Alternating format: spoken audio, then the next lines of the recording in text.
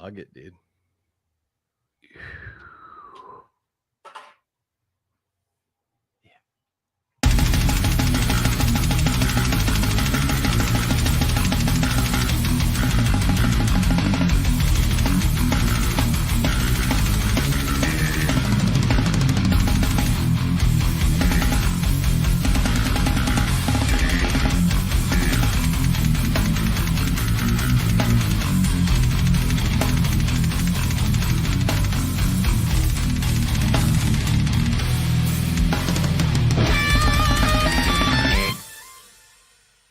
What's going on, everybody? Cali Death Podcast back once again, episode 176. I am your host, as always, Anthony Trapani.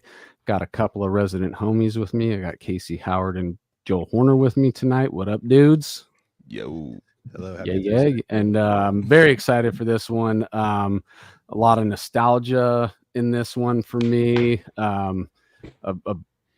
dude that I've actually, since we started doing this show, I really thought that this would be a cool band to showcase on the show, but up until now they were in the shadows.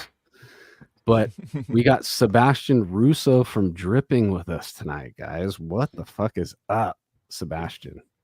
What's going on, guys? There's a lot going on, and I'm just very thankful to be here. Thank you for having me. Thank you for being with us, dude. And actually, we had some technical difficulties backstage before we started the show, and I already enjoyed the conversation we had. I could tell you were a good human, and I can't wait to spend some time with you tonight, dude. Thank you. I appreciate that. I appreciate that.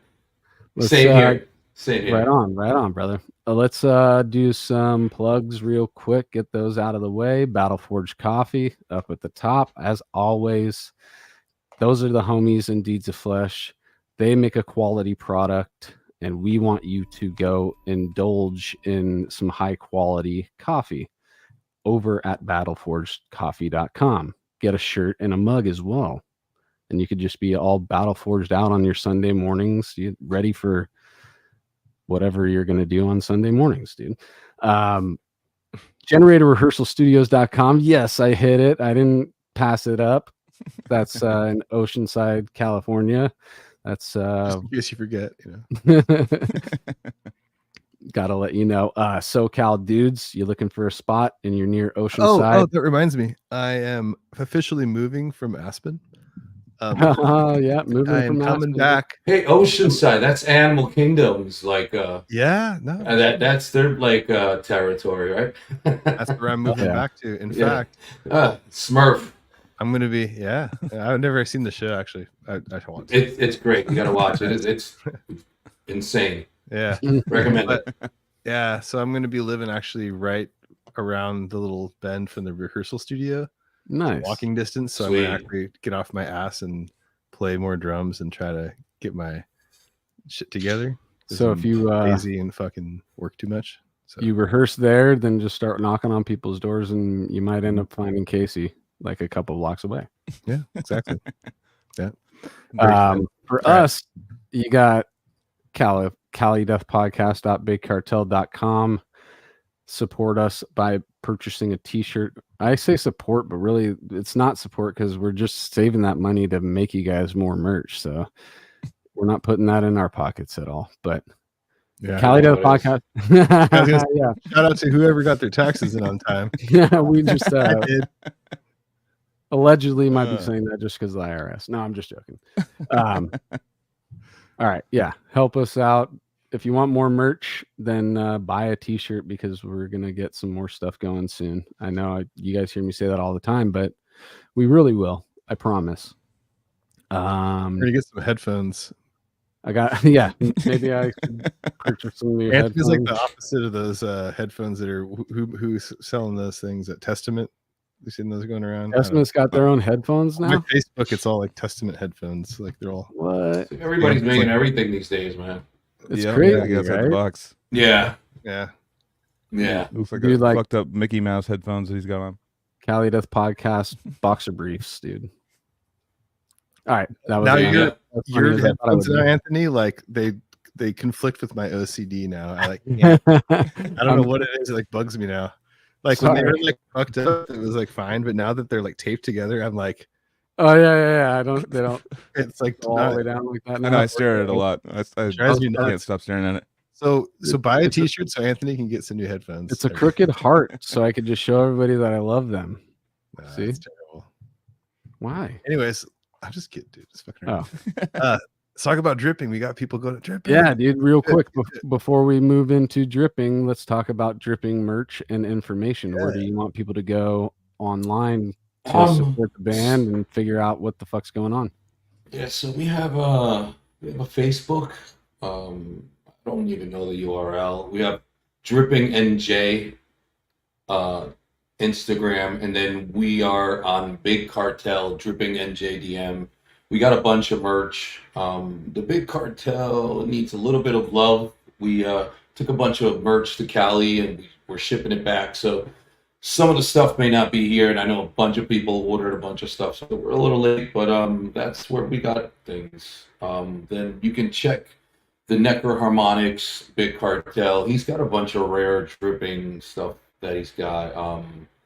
He has like the Bring the Suffering CD that he put out. I have a few copies as well, but give Roy's doing some stuff and he needs to move some units. So if you guys can get with him and buy some stuff from Necroharmonic. Hell yeah.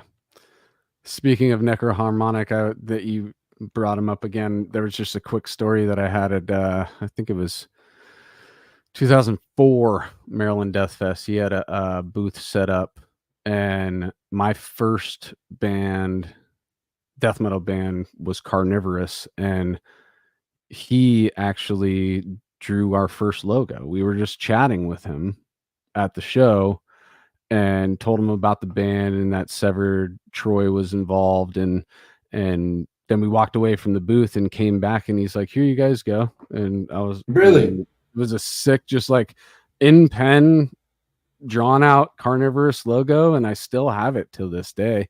We didn't end up using it, but still it was just such a cool little gesture. Not only gesture, but I got a little like, souvenir out of nowhere from a guy that I was looking up to, because he's already running a death metal label, and at 19 years old, 20 years old, is a guy coming up or trying to get the ball rolling. So I was gonna say that Roy just actually, there must have been Billy Venner. Billy Venner did the Incantation logo, and he did the Cadaverment logo. He remembers though, dude. So we all lived in the same neighborhood. So Roy lived on Elm. He lived on up the block. I lived on Elm, and Billy from Incantation, Disma, lived right next door to me. So there's a lot of, from the neighborhood I'm from in New Jersey, there's so much death metal that came out of. I mean, from our group alone, I mean, we're talking about Dripping, Incantation, Evoken, you have Disma. Coming up in the 90s and how concentrated that part of the United States were for quality death metal at that time, or on quality, because some bands like to be on sludgy on quality on purpose.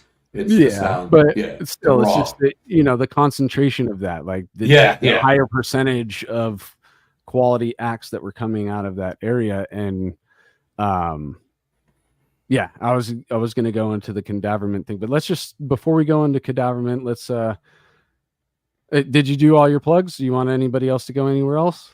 I mean, we are, so that's about it, guys. Brutal Minds, really, Denny's a great guy, takes care of us, he does a lot for us.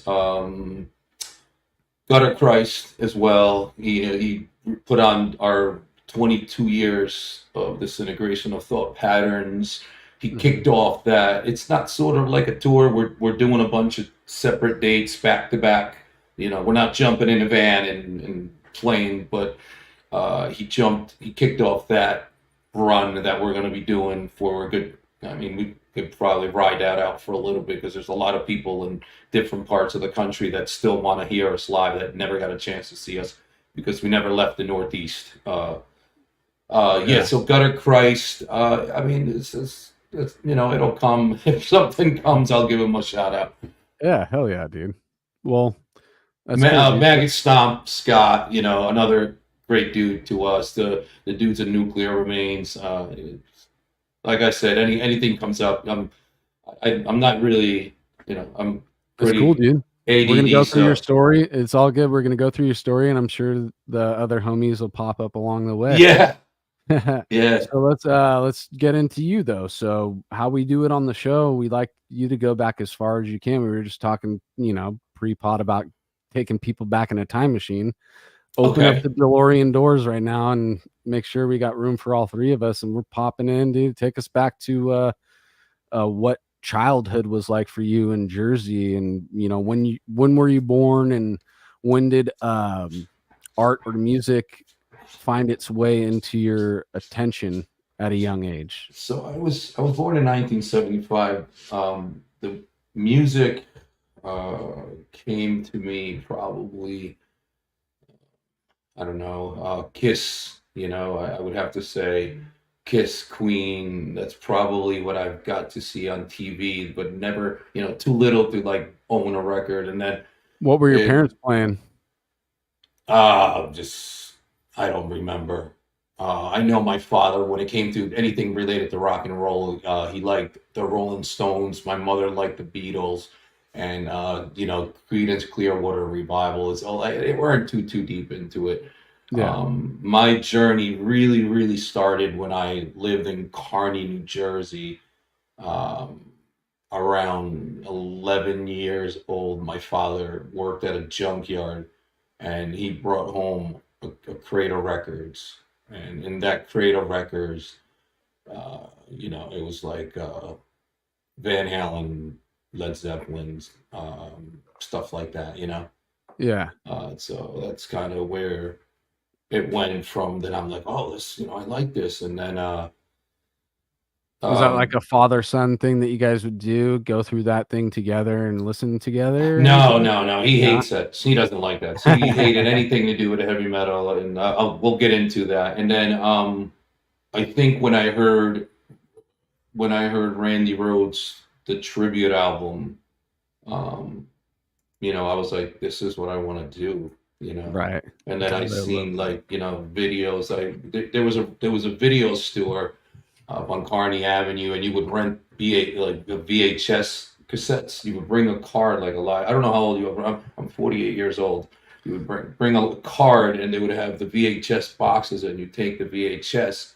So my mother would get her horror movies, which she was a fanatic for horror movies. My sisters would grab their little kid stuff, and I go to the music section, and I remember seeing like Priest live. It must have been Defenders of the Faith tour, Priest live VHS, and when I watched that changed my mind. I remember, playing my Fender Strat with like leather gloves cut off, and I didn't, just playing it in my room in front of the mirror, do a gorilla amp, You were the fucking coolest, dude. Yeah. I mean, just Glenn Tipton and KK, but I have Asperger's, almost autism. I really never believed that I can do it. Like, I had real low self-esteem. I didn't have a lot of friends, and but guitar was coming natural to me. But I just never really like took a deep dive and was like, oh, this is coming natural to me. Maybe I should practice more or do this and that. I just pick it up and go, and pay no attention to it, kind of, you know what I mean? And what was the first guitar story that you said? It was a Strat? Was that your first guitar? So I was watching, I'm watching these videos, and then like one Christmas, my father's like, okay, I'm gonna get you a Strat, and he got me a Esquire Strat, but it had a telly neck, and it didn't look cool at all, and it was a gorilla amp that if you cranked the distortion, it wasn't enough for what I wanted to do, but it did well. It was good, Yeah. So I wanted like a Charvel or was that 11 years old? Was that 11, 12? 13? Yeah, that was 11. Yeah. Okay. Yeah, it was like one of those Christmases that I got that guitar, and then I can say that I've been playing, and then just kind of one of my buddies, he went to Berkeley. He was an older guy. He went to Berkeley, and then he came back, and he had a band, and he was like a Steve and Joe Satch. So we're fast forward, like, now I'm 13, 14, and he's like, well, I can give you lessons. And then, like, I sat with him one day, and I'm like, no. And then, I was like, I can't do this. I mean, I wish I would have appreciated it, and I would have sat through lessons. But back then, I was just like, no, I want to play. I just want to grab the guitar and play Van Halen songs. I don't want to learn how to read or write music, and I don't want you to teach me what this is and what an A or E. Was teachers trying to teach you like theory to start off? It wasn't anything fun. Dude, yeah. And like, it's great, I mean, but that's kind of a common thing we've learned from talking to so many people on this show now, is that starting teaching a child an instrument but not letting them learn what they want to learn, even if it's something that you feel as a teacher isn't necessarily going to progress them into what you're trying to mold them into. At least it's a door open where they're interested off the bat. If you just give them something show them that they can play whatever they're asking to play, and then say, oh, but you did it. Now check this out real quick. Yes, Past Music Center. That's where that's where my father got the guitar, Roy.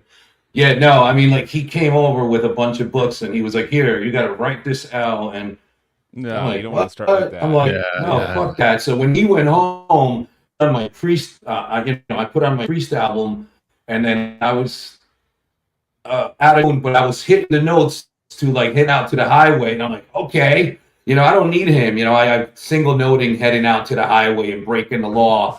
And I'm like, and then fast forward like a couple years later, my buddy's like, hey, this is how you tune, he's like, I don't know where we are in the tuning, but if you go from the 5th fret down, you tune. So I'm like, oh, so when I learned how to tune, now it was like the universe had opened up for me. Now I'm playing Misfits songs. I'm playing the Ramones, you know what I mean? And I'm like, I'm playing, stuff like that, and it's like great, And then so in that chunk of time from 11 to 15, where you're at, talk a little bit about your social group and how music kind of progressed. Like, when did you find somebody else who was like-minded? Like, you like this band too, that type of deal.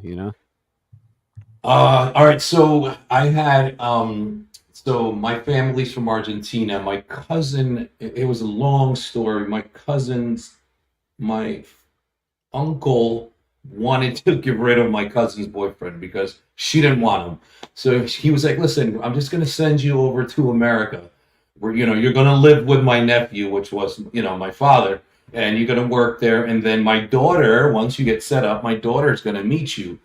Well, it happened that this dude was into fucking everything, like Sabbath and Judas Priest, Rainbow, Dio. I mean, he was, for that time, and he was a lot older than me. I mean, he must have been, I was 13, 13, 14, 13, and he was into like Rainbow, Sabbath with Dio, and he was showing me like, he just, everything that, not glam, but heavy metal, like Saxon, Dokken, He didn't like Slayer and Metallica. He felt like that was too heavy. But there was a place called Studio One, and it had the 3rd floor was all ages, the 2nd floor was the bar, and then the basement had like a sleazy cafeteria. This place was in the ghetto, and he had no friends, right? And so he was like, well, I'm going to bring you there. I'm going to go to the bar, and you just walk upstairs and watch the bands. So I started to see some cool bands. Like, there was the local band from my town called Slaughterhouse, and they were thrash. By then I was already getting into Metallica and Slayer, you know what I mean? And Sepultura. So maybe we're talking about, maybe 16 years old or a little older. Yeah, 16, 17. Now I was already getting into like, a lot of thrash like Anthrax. And then one day, and this is the thing that changed my life. One day when he went drinking there, it was a band called Snag opening up for Ripping Corpse. And yeah. I got to see that. And then when I seen Ripping Corpse, I was like, whoa. Like, you know, I that is like, I can't play that stuff. So if I can't play it, I want to learn how to play it, you know, like it was a challenge, but that like, you know, that changed my life. And then that opened up everything to. So that's like late 80s, early 90s? No, we're talking 90, 91, you know, 17 years old, 91, maybe 90, maybe. It was during the demo days. And Ripping Corpse, Snag before, because Snag actually went deathcore. They were like one of the first, and back then they were hardcore. And then I got to see Ripping Corpse along with a bunch of hardcore bands like Mucky Pop, a bunch of like Dog Eat Dog, a bunch of local bands that were like roaming around at that time, you know, late 80s, early 90s when that scene started to pop up. And then from there, like I met Gutter Christ, and I had a lot more death metal. Not more death metal. I had Morbid Angel, everything that came out on Earache, you know, your most generic stuff you can find at a record store. I wasn't, you know, like tape trading or anything like that. I had your, you know, your death, you know, Scream Bloody Gore, and now we're moving out. We're moving out of the 90s. We're moving out of the 80s. We're probably talking about 1990, 1989. And I had like death. How were you staying keen on it? How were you buying magazines and all that kind of stuff? I was buying Metal Edge Circus magazine, and then I was like walking miles to a record store, and then like, you know, when you look at the cover, if it looked cool, I was buying it, and then that's how you discovered it. Dude, waking up like a question about I mean, as far as like, because you know, New Jersey, East Coast is known for like the, you know, the old school hardcore scene and shit. So like when metal and death metal kind of meet that, as far as like shows and stuff, was there a big difference? Was there like a pushback from like the hardcore like punk scene, or was there, because they're two completely different scenes, they're both like extreme. How did they commingle? What was the life like those? I mean, I've seen some blood. I want to say, and I like from my experience, you know, living in Miami, and then, you know, going to California and then playing, and then, you know, going to. I want to tell you, the Northeast, from I want to say maybe from like Baltimore all the way up to Boston. I think that death metal and hardcore meshes, and you know, they live really close with each other. Again, there's your usual mishaps where somebody used to get beat up that had long hair, but I seen some crazy crossover shows, and to go back to how I got into hardcore, Gutter had the first Biohazard, and I think he had a recording of the Cro-Mags Age of Quarrel, and he was like, I'll let you borrow this, and I think I let him borrow like Death, and then he was into Testament too and all that. So like, you know, that's when everything started meshing together. You know, I think by then Beneath the Remains was coming out, and but yeah, I want to say that hardcore, New York City and New Jersey, I think they're one of the most open-minded areas that I've witnessed, you know, with the two scenes, you know, sharing the same, you know, geography, right? And being able to cross over shows. Again, there's mishaps, you know. You'll have like a hardcore gang that beat up a bunch of, you know, right. And then, you know, and back then you would have like your one idiot long hair guy who would go to a show, you know, with like a swastika shirt on, or like, you know, or vice versa. Come on, vice versa. Not that I care what anybody wears, or you know, and like there would be like, you know, New York, New Jersey had a lot of crews, you know, a lot of crews that were heavy, and you know, but then when you know, probably another record I think that I had that was life changing. You know, like a lot of Suicidal did a lot for me because I used to skateboard. So yeah, so skateboarding opened up like a lot more. And then like when I heard the first, like for me it was the first sick of it all, because I didn't have the 7-inch. When I heard the Blood, Sweat, No Tears, that I was like, whoa. I mean, that was just like yeah. You guys have a lot of common. It seems like the hardcore and metal scene have a lot in common out there. Like there's like you said, there's a dude that's like into more hardcore stuff, but he likes Testament, and like, you know, there's Mm. a more death metal guy, but they like Sick of It All or something. You know, it's like there is Yeah, those, crossover. like, I don't know. yeah. Crossover was big in our area. Crossover was, Mhm. you know, humongous. I mean, it Yeah. was, you know, like Carnivore, you know, the Crumb Suckers. I mean, those were some really, really fun bands to see. And even early Biohazard was crossover. You know what I mean? You know, they didn't go like hardcore rap-ish. Did you go see MOD and SOD and all those? Yeah, I mean, I've seen MOD. I've seen SOD. I don't remember where. No, I might have never seen SOD, but I seen MOD doing an SOD set. You know what I mean? Yeah. So, yeah, Billy. I've seen Billy a lot of times, especially when he was managing Agnostic Front. You know, I see him setting them up on stage at CBGBs and yelling at people and you know, telling everybody I know, I've been a couple times, the stage and move on. And yeah, so I've seen it. Like, so I'm not friends with him. He would not know me by name, but I've been at parties where Billy Milano was, and I've been in the same shows, and you know, my friends in Suffer used to rehearse where he would manage a ton of bands, a rehearsal space that he would manage a ton of bands that were rehearsing out of there. You know what I mean? El Nino too.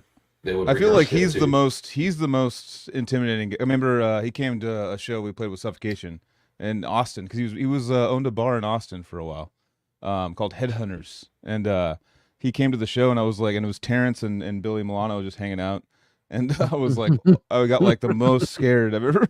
Like, I would never picture that, you know, Terrence and Billy. I know, right? No, they're bros. They're total bros. I'm sure. Yeah.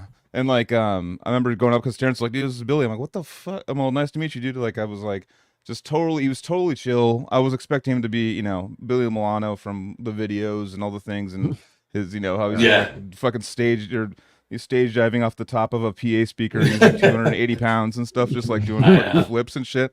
He was just, you know, he was mellow. He still had it in him. You know, I asked him a couple questions that were pretty, he was funny. He kind of reminded me of like a mellower Joey Diaz kind of like character. Yeah. Just like, yeah, he was just kind of, fuck that guy. Well, you know, he's just saying all that shit. Uncle Billy. Was like, yeah, and I was cracking up, but I was just like, this is the number one. I was trying to think of someone else I'd be more worried to meet, though, like more intimidated to meet. I think he's number one in like all of metal. Kerry King's come to shows and stuff like that.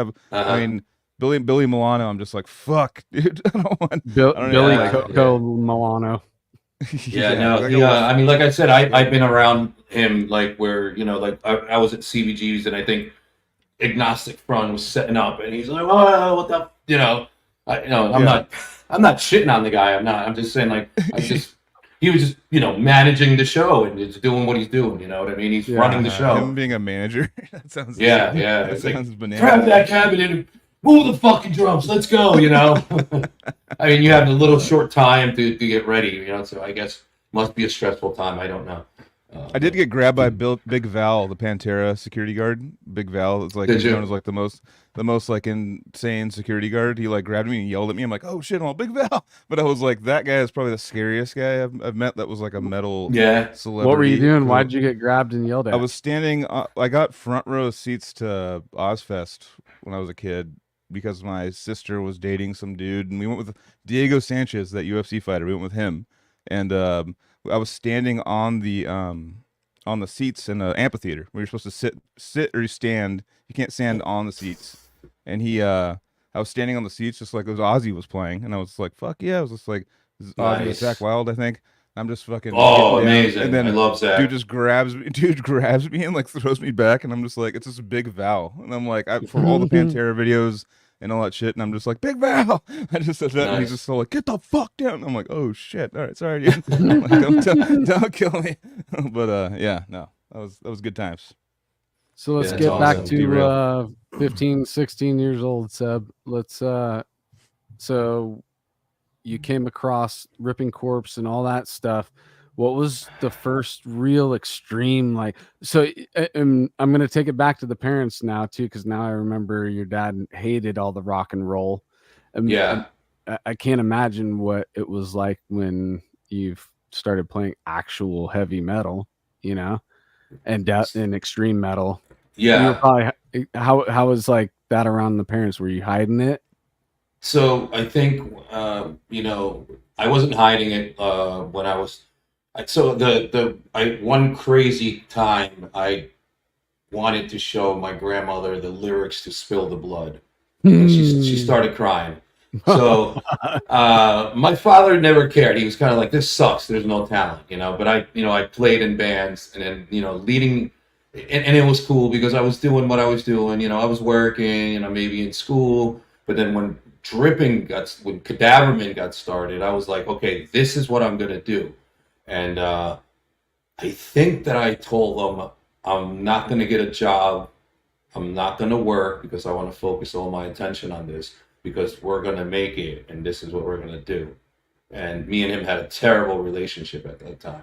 Like, I think I left home, I was just living everywhere. I kind of left young, just bouncing around. But when when we started doing dripping, when it was dripping, like, it was just like tunnel vision, which it sucks because I'm getting a little bit now, and my wife is like, so fed up of it. But like now it's so much different because it's like now there's like a reality. There's like merch, and there's from bookings and this and that and the third. Before it was only like writing and just being stuck in Bruce our drummer's basement, just perfecting and writing what we wanted to hear and what we wanted to play, not what anybody else wanted to hear, what we wanted to hear. What we want to sound like. As an artist, like that should be your goal, right? We should fall in love with it first before it's a selfish thing, but it's true. We should truly fall in love with it, or try to make something that we love before anybody else gets to experience it. And then when we feel like we love it enough, then set it free, Yeah. I wouldn't do it if I didn't like it. Like you can't be like, hey, I'm gonna give you $10,000 a show to play for, Korn. Sorry, I don't like them. I mean, if people do like them, oh, dude, I would be like, you just said some fighting words on this show, dude. No, I'm just joking. Oh, I mean, like, I would be like, to me, we're Deftones. I mean, to me, it's transparent. Yeah, I mean, it's music that was creative. I mean, best way, I don't know. It's not my thing, so maybe I'm judging it wrong. No, dude. Maybe I don't understand, the scene. But it's with not to go on a new metal rant right now, but we've talked about it many times on the show, and I think that it was like this small little blip that if you were of a certain age when it was popular, then you're gonna rep it. But for the guys that are before us, because I'm 39, so I'm 9 years younger than you, and I was at perfect adolescent age to come across that type of music. It was totally made for teenage boys chasing girls and saying "fuck the world," all that type of shit. But when I was just joking with you. If you don't like Korn, you don't fucking like Korn. I don't care. But yeah, I forget why we even got on to. Oh, because you were saying $10,000 to play for a band like Korn. Where were you going with that one? I wouldn't do it. I was like, I don't. Yeah, I'm not gonna. You can't pay me to play. It's not sustainable. Like. It's not sustainable because of your goals as a musician. Correct. Yeah, it's just not what I believe in. It's not what I believe in. It's just not what what comes out of my heart. Totally. I couldn't play it. I would probably suck. The problem would be that you could not keep my attention for me to learn the music. Yeah. It'll be like, well, here, learn the first song, and it'll be like, huh? Because I've tried doing this before with bands, not for money, but helping other people in bands that I didn't like, and he just could not grab my attention. Like, if I don't like something, it's extremely hard for me to learn it.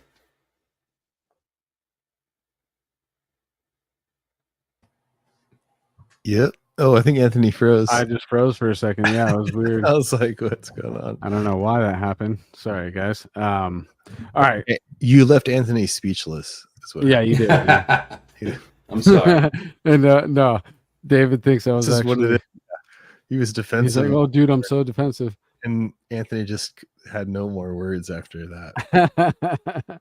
No, It's all good. Like I said, I don't even care. Korn is actually not one of my. I wouldn't even back Korn as much as I would back other bands from new metal era. Joel would probably back Korn harder than I would. Korn's like the only new metal band I like. You know? Yeah, true. Casey's down. But with don't Korn. talk to me about it. I don't know shit. Yeah, I'm sure. Right. I had to go piss, but I'm sure like that. I mean, it's kind of back to my theory about new metal. It's like I assume Sebastian doesn't like it at all. Yeah, No, that's it. Because I did You have to be at like that certain age, 30 or You have to be like 4 to 40 right now. I think. listen, I'm from the '80s, and I was brokenhearted when grunge came out. You know, because I loved like the shredders, like George Lynch and Dokken and you know Rat and like the bands that like I'm not talking about the hair bands, but I'm talking about the bands that had guitar players that can fucking destroy it. You know what I mean? And like John no, Sykes. what you're talking about is something that is. I just used the word sustainable earlier. What was happening in the 80s is something that is much more sustainable than a thing like new metal. New metal was something that was a candle that was burning at both ends. Right. That's why it came and then it was gone as soon as there was an image in the 80s, but these guys could play. Yeah.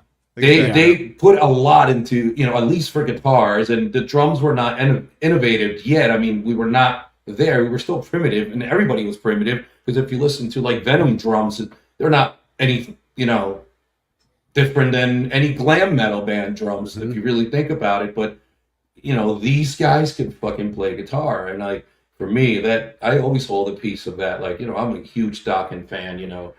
I like Warren DeMartini. I learned a lot from those guys. I love the shredders and stuff like that. It's just amazing. That's funny. You're the same age as my brother. You're the same age as my brother, about 8 years older than me. And Dokken, huge fan. He got me into death metal and stuff like that too, as well. And went through like not David Lynch, Jesus. David Lynch, George Lynch. I was talking about David. I don't know. You're talking about George Lynch and like all those, I think Rat and stuff like that he was into, and then it kind of slowly progressed into death metal. So I see like a similar trajectory with people with music that was coming out that was accessible. That kind of like were, and then like Ace Ventura, things like that came out, and certain things grab people maybe earlier than that, obviously with them, but there's certain moments that just kind of like flip the switch, like you said with Ripping Corpse, like right, this is doable now, like, and then you just start going. Whoop, I mean, and if you think about it, Eric Rutan and Sean Kelly, they were shredders too. These guys are doing like there's fills or leads, and there's shredding leads all throughout Ripping Corpse songs. It's kind of Rocky George and Suicidal, another underrated shredder that played in like a thrash band, like those. And so it wasn't only the glam shredders. It was what would capture my attention was that. Like I was like, oh, that it's what I like stuff like that. For sure. Definitely. And there was a lack of shredders in new metal. No doubt. You don't need new metal is unnecessary. Like it's fine. If you liked it, that's great. I mean, Slipknot's one of those, it's like, okay, that that's the drumming and all that. But like for the most part, like, I mean, we skipped it. Like, I mean, I'm like 41, so I'm the oldest one except for you, obviously. But like I never got into new metal. Korn was like around in junior high and stuff, like cool, whatever. But like I took the punk. These guys got into new metal. But yeah, but I'm saying, but to me, no, but I mean, for the most part, though, like, I mean, it was like, you heard Battery, Metallica, and you heard fucking Megadeth, and all. You're just like, then you heard Cannibal Corpse, and you heard Morbid Angel. It was just like, I never needed new metal to get to death metal, like it was just like from 80s thrash to death metal, like. Right. So I just feel like the two avenues are the punk hardcore crust to like because that's like where it's like Napalm Death or something. Yeah, it's extreme. It's like more extreme. It's like a pushing a thing. It's like like Judas Priest was pushing it for that time, but like at at our age, there was bands that were pushing shit like way faster and crazier and trying for our age, And I'd hit like when you're back in the 80s and stuff, you hear Judas Priest, so they're pushing that at that time. They're fucking Spawn of Possession, music, dude. Yeah. No, I still listen to it all the time. Like Screaming for Vengeance. Great. Defense of the Faith, like those albums are just like insane. you know, and yeah, ridiculous. The harmonies, the melody. I mean, it's like just Iron really Maiden, good music, you know. You know, same shit. Like Somewhere in Time, or I mean, I'm sorry, a Seventh Son, shit like that. You know, or just whatever. I don't know, so much shit. But I don't know, man. Just saying. You love it, just dude. So two avenues. So we, yeah. all right. So like, I do want to nerd out for like a quick second. Like, I mean, I don't want to jump ahead too crazy, but it's like we gotta put a pin in before Cadaverment, because I still want to hear about bands before Cadaverment even was a thing. Because you said you were, but yeah, put a pin in that because I want to hear Casey's thing. Okay. I don't know. I just wanted to I gotcha. bring up like the influence of dripping and stuff, and like hearing them and stuff. And I mean, I think it's just really cool. Like, I don't know, like for me, it was like one of those bands. So what I wanted to like determine. So when was the first like release that dripping? Like, what year was it again? I was trying to look all 2000. The first demo came out in 2000. Okay, that's why I was like, I swear I fucking heard that shit when I was in high school. Yeah. And I was like trying to remember. Like we formed in 2000 also, Odious, and me and David in the chat, Warbreaker here. We were huge fans of dripping, like that shit. Do we used Thank to you. You guys are the ones that showed me in in 2000, like when it came, like David knows that he like got the Lost Archives one is got what the we all CD. came across. Yeah, David's the one who got it and showed that the original copy. Yep, David. Wow. Yeah, what was that shit again? It was the Lost Archives. I don't remember the full name. You guys, I could probably answer your question and then go right into Casey's because we're almost there. So I played in a bunch of bands, you know, like I played in punk bands, you know, I played in metal bands, but let's just fast forward a little bit, you know, now, you know, fully active in the death metal hardcore scene, and you know, I was playing in a band called Drown in Blood, and we did a show for Necroharmonics at Hartley's. He gave us an opportunity. I think we did 2 shows. So we always had lineup changes, you know, couldn't keep a drummer. I worked at Guitar Center, and I met Bruce. So I'm just going to make this fast. I don't want to bore you guys to death because I can get caught up into these details that are... So this is the end of 97. So I consider dripping being the embryo in the belly of the mom, you know, in 1997. Okay, yeah, I was in a band, the retro version, which was like thrashy, hardcore. But so Bruce learns the Drowning Blood songs, and I was like, not that I wasn't into like Suffocation and Morbid Angel and and all the brutal bands. I listened to all the brutal bands, but at the time I was honing in more on like I heard Storm of the Lights Bane, like Dissection's my favorite band, and I think Storm of the Lights Bane came out, and then I was like fucking obsessed with that, and I was like, I want to just do something like Storm of the Lights Bane and Cataclysm and At the Gates, and that Norwegian, I wanted to be like Entombed, and you know, so the Drown in Blood material was it was what it was, and we had a bunch of lineup changes. But Bruce comes in and he learns the 4 or 5 songs, because I think we did like an At the Gates cover, and then we did like 4 songs in an At the Gates cover, whatever. And he was like, "Don't you just want to play like some brutal, like death metal, like, you know, like brutal grind?" I mean, he's like, you're always telling me you like Terrorizer and stuff like that, right? Yeah. And I'm like, oh, he's like, yeah, he's like, dude, he's like, you know, because Bruce was a creator, you know, and he didn't really want to play stuff that was already written. I was like, well, let's give it a shot. He's like, we can take some of these riffs, you know, and kind of like use them up. So we might have been by 98, we started Cadaverment, and we did that first Cadaverment demo, Bring the Suffering, 3 songs. And we, you know, he was listening to a lot of Suffocation, and, you know, I was just kind of whatever. We were listening to brutal death metal, regular death metal, hardcore, punk. And so we did 3 songs, and then great. We had he was like, listen, man, I hang out with this dude Tom Kiefer, you know, because we need a bass player. So me and Bruce wrote everything, and then like we were like, all right, who's gonna sing, who's gonna play bass? But the songs are ready. And he's like, but this dude's Tom, you know, he was in another band with him. They were like Morbid Angel style. He's like, he's been with me from the start. Like, if I'm doing something, he's got to come with me. And I was like, all right, well, if you trust him. So Tom was singing, playing bass. I was playing guitar. Bruce was playing drums. But then Joe Skull Crusher Lorenz used to hang out with us. Joe used to be like an underground wrestler. He used to wrestle in backyards. And then one day we like gave him the mic, and he sounded like Frank Arini from the first like Internal Bleeding album, a little bit, you know, more hardcore.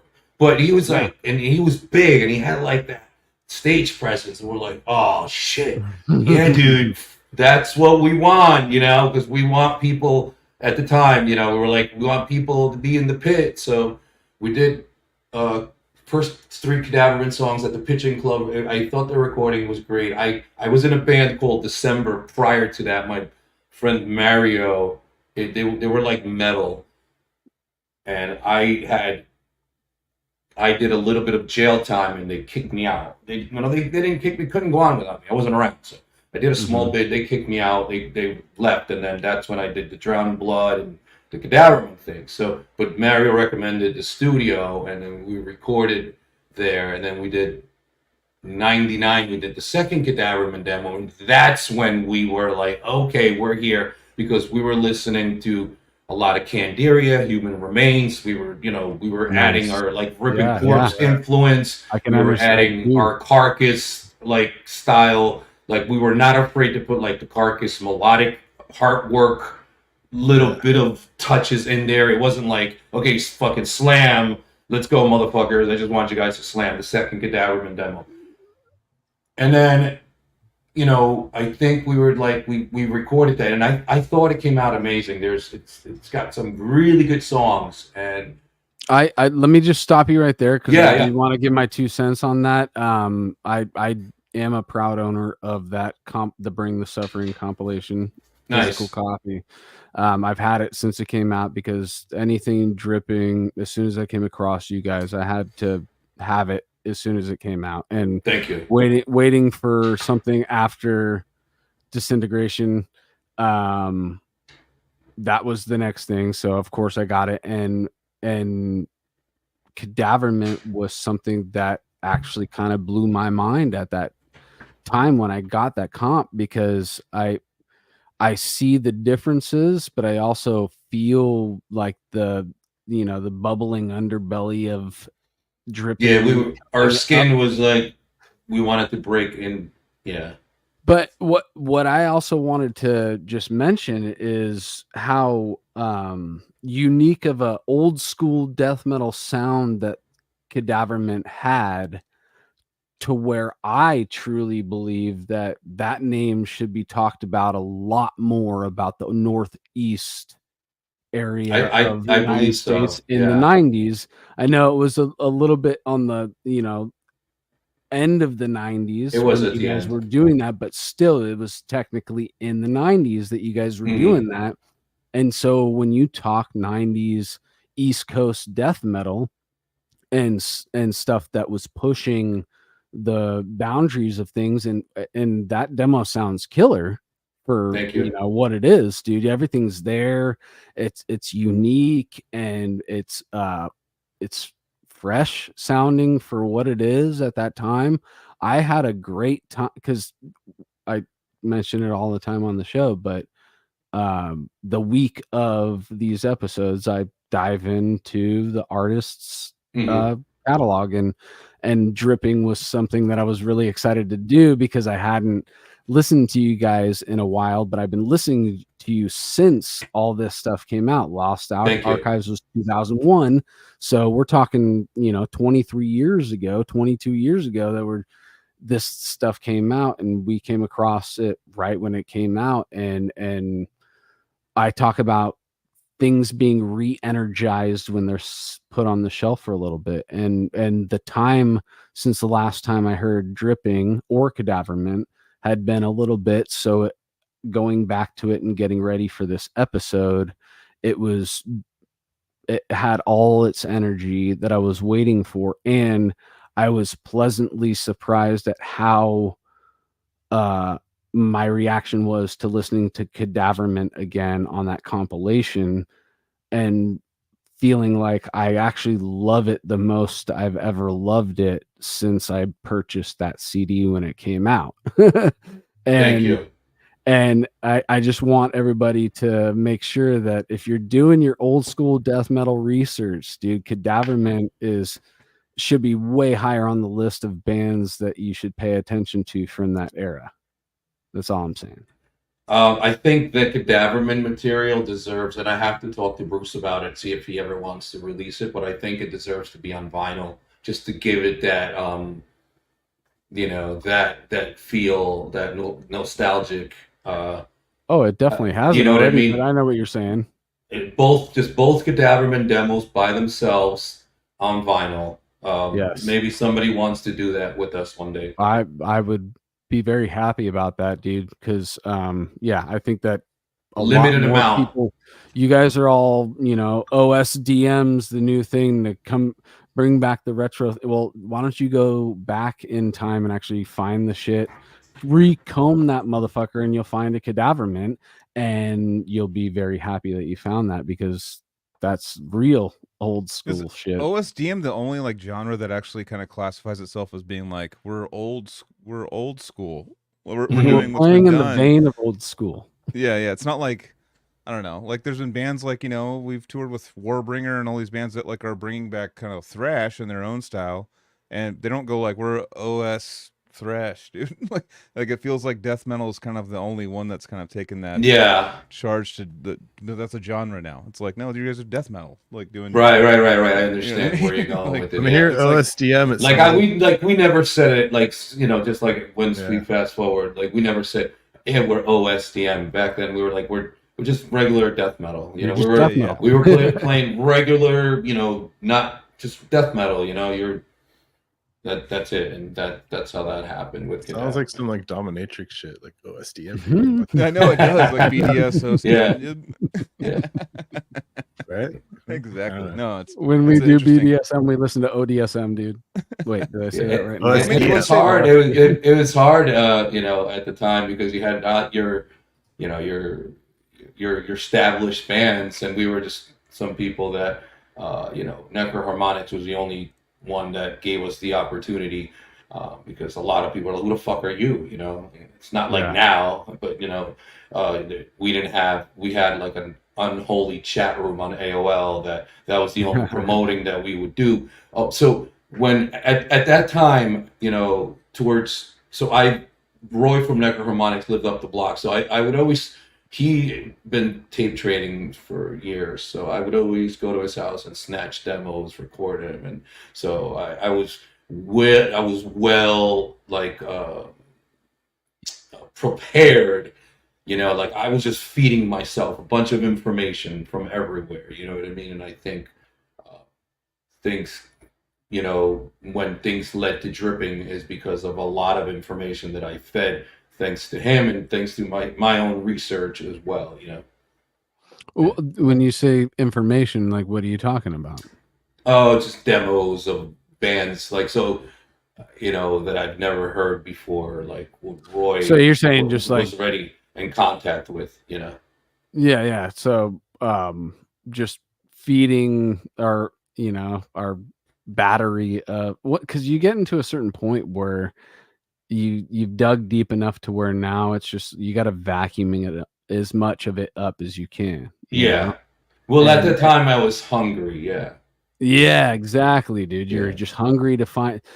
When you're talking about going to the record store or whatever, that's, you wake up and that's all you think about. The one thing you're doing today is going to the record store. Everything else is just whatever. But as long as I get to the record store and have my time there, I don't care about anything else. Right. I don't even need to think about food necessarily, because my mind's so stuck on what can I find at the record store when I go there. I got $37 in my pocket, dude. How many used records or CDs can I find with that?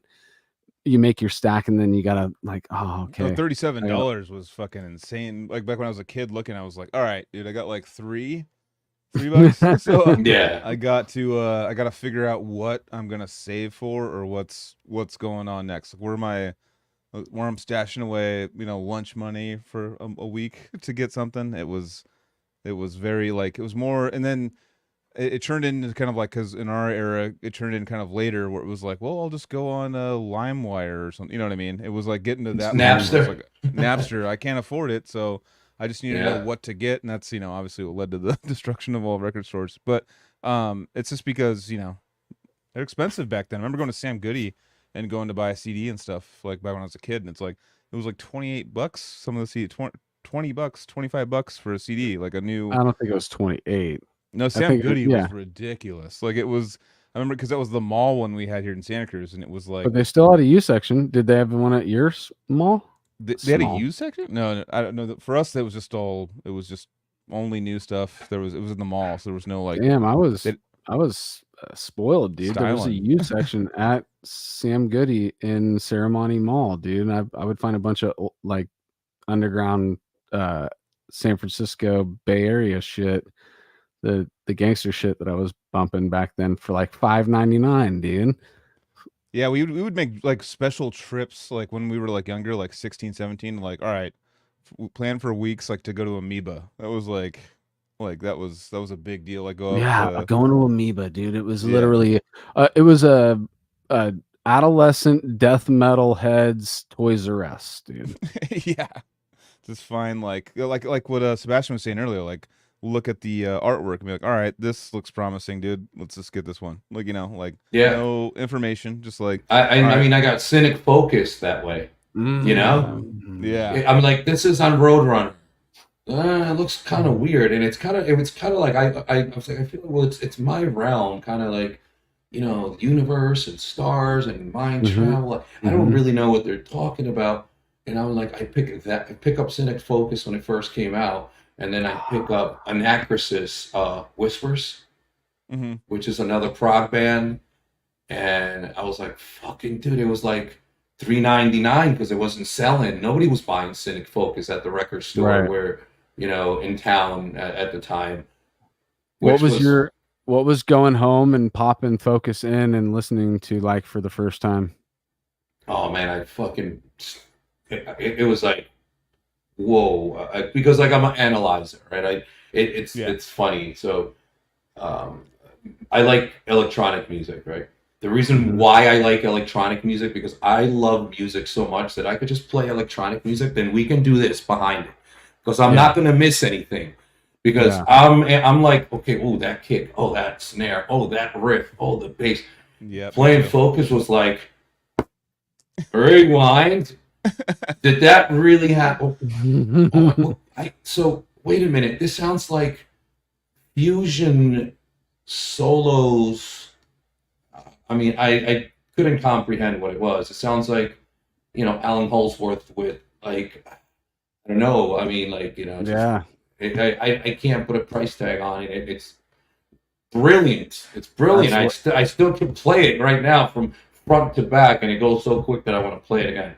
Ah, dude, isn't it? It's the best. I always say the best, but it's the perfect 8 songs in a row, dude. The Veil of Maya. I mean, I think like what really the Veil of Maya was what did it for me when I was like the vocoder, the auto-tune, the vocoder and auto-tune. I was like making it sound like, extraterrestrial, because I'm big on that. And I was like, no fucking way, dude. What is this? And then Death Human comes out, and I'm like, I open up the cover, and it's, holy shit, it's the guys in Cynic, And I'm like, so I buy Death Human, which I know I'm probably going to get chastised by all my friends. Like, they're going to be, you fucking pussy, you like Death Human. Yeah, I even like Symbolic. I like every Death album. I probably like Death Human more than Scream Bloody Gore. I'm sorry. I don't know. Dude, all right, me too. I would be up there. Sorry, guys. If your homies don't apologize, dude. This is literally the majority. You're in the majority. Yeah. So, you're one of those. There's these purist people that are. Fucking Mike Amick could really ruin a fucking band. Why? Because he can play better than you? I mean, I don't know. I guess sorry, I got a little hostile on that. No, it comes from. It's funny we brought this up before. It comes from. I've brought it up a couple times. It comes from back when we were younger. It was so like we had friends that were just like, if I listened to a band that he wasn't down with, or like the guy that like brought all the like worked at the record store and wasn't down with, then it would just be like, what the he's all, you like that, dude? Because they know all about it. So it's like, right. So it's not like you're trying to show them anything new, but they're like, dude, literally, I had a friend, shout out Josh Seitman, who's one of my best friends, but I had a friend that like I was living with him, and he saw a CD laying in my car on the ground, and then he came upstairs and was like, he's all, you have that album, dude? What the fuck? Like he like literally just looked into my car, saw it, and then came up to chastise me about it. Right. Yeah. No, there's a lot of people. But there is the elitist, the elitist attitude of the first, 4 Death albums, or where it's at, dude. And anything once you started getting too melodic, dude, I'm out. Right. Yeah. And I am actually of the. My opinion is I love it all, but Human is where it really started for me. Yeah. Where the hooks were in me for the first albums before that. I mean, Spiritual Healing was getting there. Set when I heard Human. Dude. Yeah, Spiritual Healing was getting there if you really listen to it. I mean, Chuck was starting to express himself, and like, look, I get it. AC/DC puts on AC/DC albums, but I mean, Spiritual Healing was perfect Chuck. What you want him to do? Scream bloody gore for like the rest of his life, and and then I don't know. I mean, I feel that music's information, and it has to be creative, and you gotta keep it to a level of it has to gravitate towards a progression. Yeah, there are bands that completely change, right? Completely, you can't just Death, if they just went completely jazz and sounded like Kenny G, obviously we would be like, this sucks, Yeah. I do respect, though. I mean, there was a young childhood thing where they would change their style a little bit. I'm like, fuck this band, I'd be like, literally that would be my mindset. And now, like as I get older, I'm just like, okay, they're doing what they fucking want to do. Like, that's actually more fuck you than anything. Yeah, like now I like bands that like I was like, dude, they suck, they change. And then now I listen to I spoke with a few friends, and they tell me the same thing. They're like, now I like it. Back then when it came out, I hated it, but now I like it. Because we're grown now. We understand like what, And you were told to kind of hate it because it was different, I mean, it was like everyone was just like, fuck that. And you're like, all right, well, like there was I had a friend that was not down with there was a Cephalic Carnage album where they had a couple breakdowns, like heavy parts. And they're like, dude, they're going fucking breakdowny, dude. Shit sucks now. And I'm like, they're being funny about it, dude. They're like, you know what I mean? But like they were like in a mindset of like, no, you can't, like, clean singing, fuck that. You can't do any of that. Like if you touch that, like it's over. Like I mean, it's like it's fun reverse engineering it as like an adult, like an older adult now. It's fun reverse engineering and going back and listening to albums that you kind of just blew off because at the time it was like, I'm not gonna check that out, and then go back to it now and you're like, that's actually pretty fucking sick. What the fuck was I doing? It's fake, guys. The tape gave away, dude. So Casey's OCD can for sure, normal now.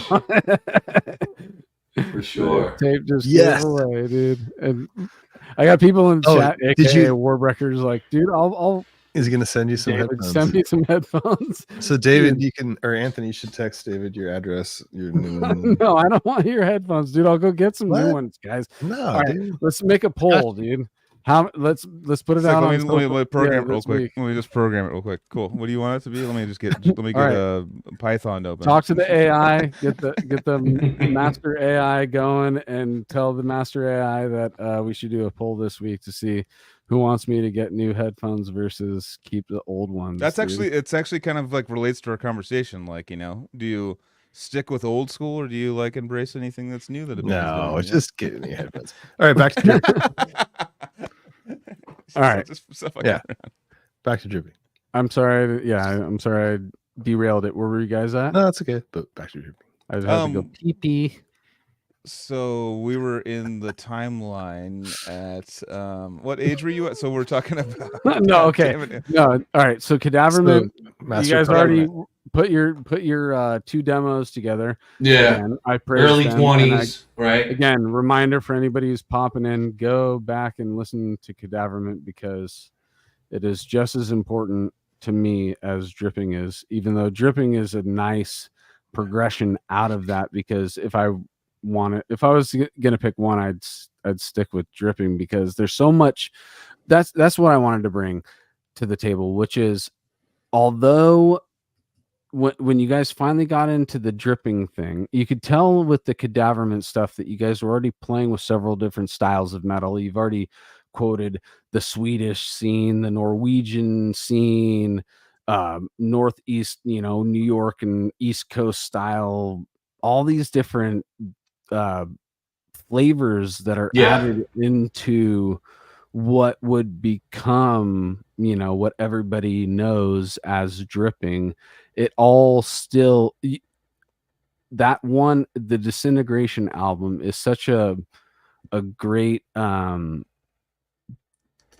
compilation of styles that you or your bandmates were into at the time. And I love the incorporating other styles of music. There's rap beats, there's kind of flamenco style guitar, acoustic guitars that pop up here and there. Electronic music, you just mentioned electronic music as an influence. That was happening back then, but it wasn't so prominent as it is nowadays. To hear an experimental slam death metal band back then, it wasn't like, you would really have to be digging deep to get to something like that. When I think of Cephalic Carnage and their Rocky Mountain Hydro Grind, I did look at you guys as like the New Jersey Hydro Slam. Yeah, right. It was kind of the closest thing that I could. I would say to myself, they're speaking Cephalic Carnage, but it's a different dialect. Yeah. There's certain we never listened to them either. So I and interesting. Not I'm not cut you off comparing if to how you guys. Yeah, you guys really don't sound that much like. I listen to them now because we've been compared to them, a lot. Oh, really? Huh. So that's actually just literally how I felt. Makes I didn't, sense, I guess, I'd never actually come across too many dripping Cephalic Carnage conversations, but I always felt that there was an element, not necessarily in the sound of the music, but there was an element to you guys that kind of met the same vibrations and wavelengths that were happening with Cephalic Carnage with me. And maybe it's because I smoke a lot of weed, and I've been smoking a lot of weed for 3/4 of my life. So it's maybe it is the weed a little bit that you guys are speaking a language that I can understand. If I you're on there a different. You're rolling at it. Obviously you're opening up your subconscious, your third eye. So you're rolling at a different frequency than when Yeah, and when you smoke a little bit, right? I mean, we all want to connect with whatever kind of art we're indulging in, and weed's always been a nice little enhancement to that, or at least bettering your chances to hitting that connection, and dripping was one of those bands that I was always like, I gotta smoke a little weed before I put this album on and then dive right in. And it's a nice like in and out 20-minute album. We wanted it to be quick. Yeah. It's just, but it's full quality the whole time. There's plenty of albums that you're like, oh, I'll skip this track or whatever. But with with this band, I've always been like, I don't think you have time. I mean, everything's, well, even if you do skip, you miss stuff like the, acoustic guitar, or the little sample. Oh, the Lost Archives was more full of different samples and stuff. I actually, another thing that I was thinking to myself, I got to ask him about you guys had made me want to find this song, which is the skydiving from the moon chick, whatever that song was. Free fall skydive. But so we closed out LA with that sample once we were done setting up. Everyone loved your it. version. The version that you have on the album is hard for me to find on YouTube because you have like a remixed version. Yeah, text it to me. I have it. I'll get it to you.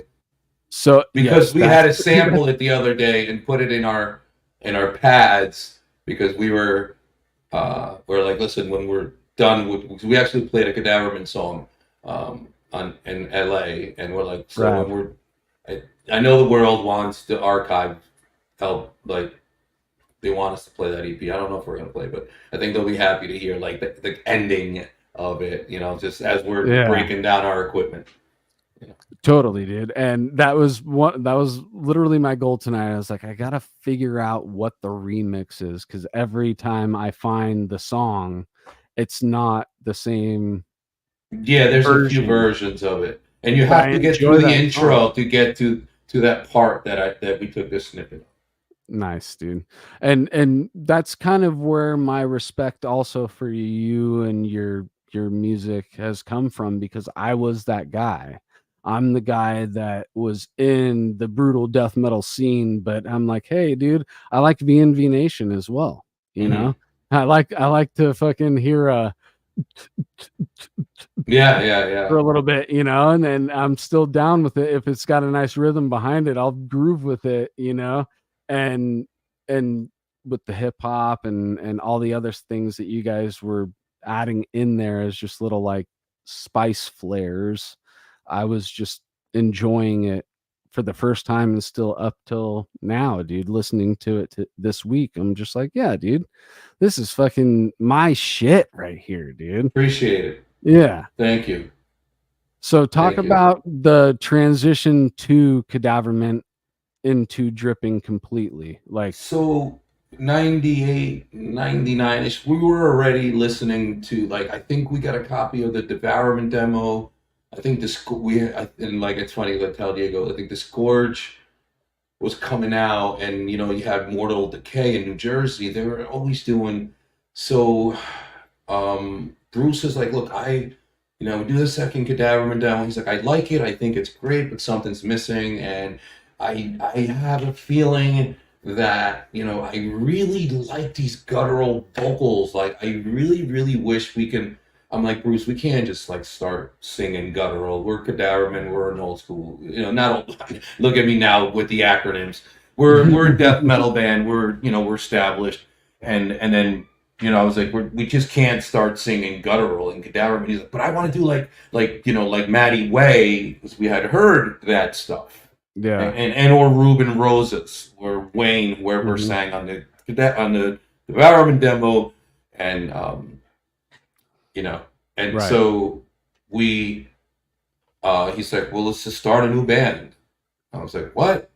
We already got, we're already going with this. He's like, no, I was like, all right, what do we got to do? We're not afraid to take chances. So then we wrote, there's two Dripping demos, 2000 and 2002 or 2001.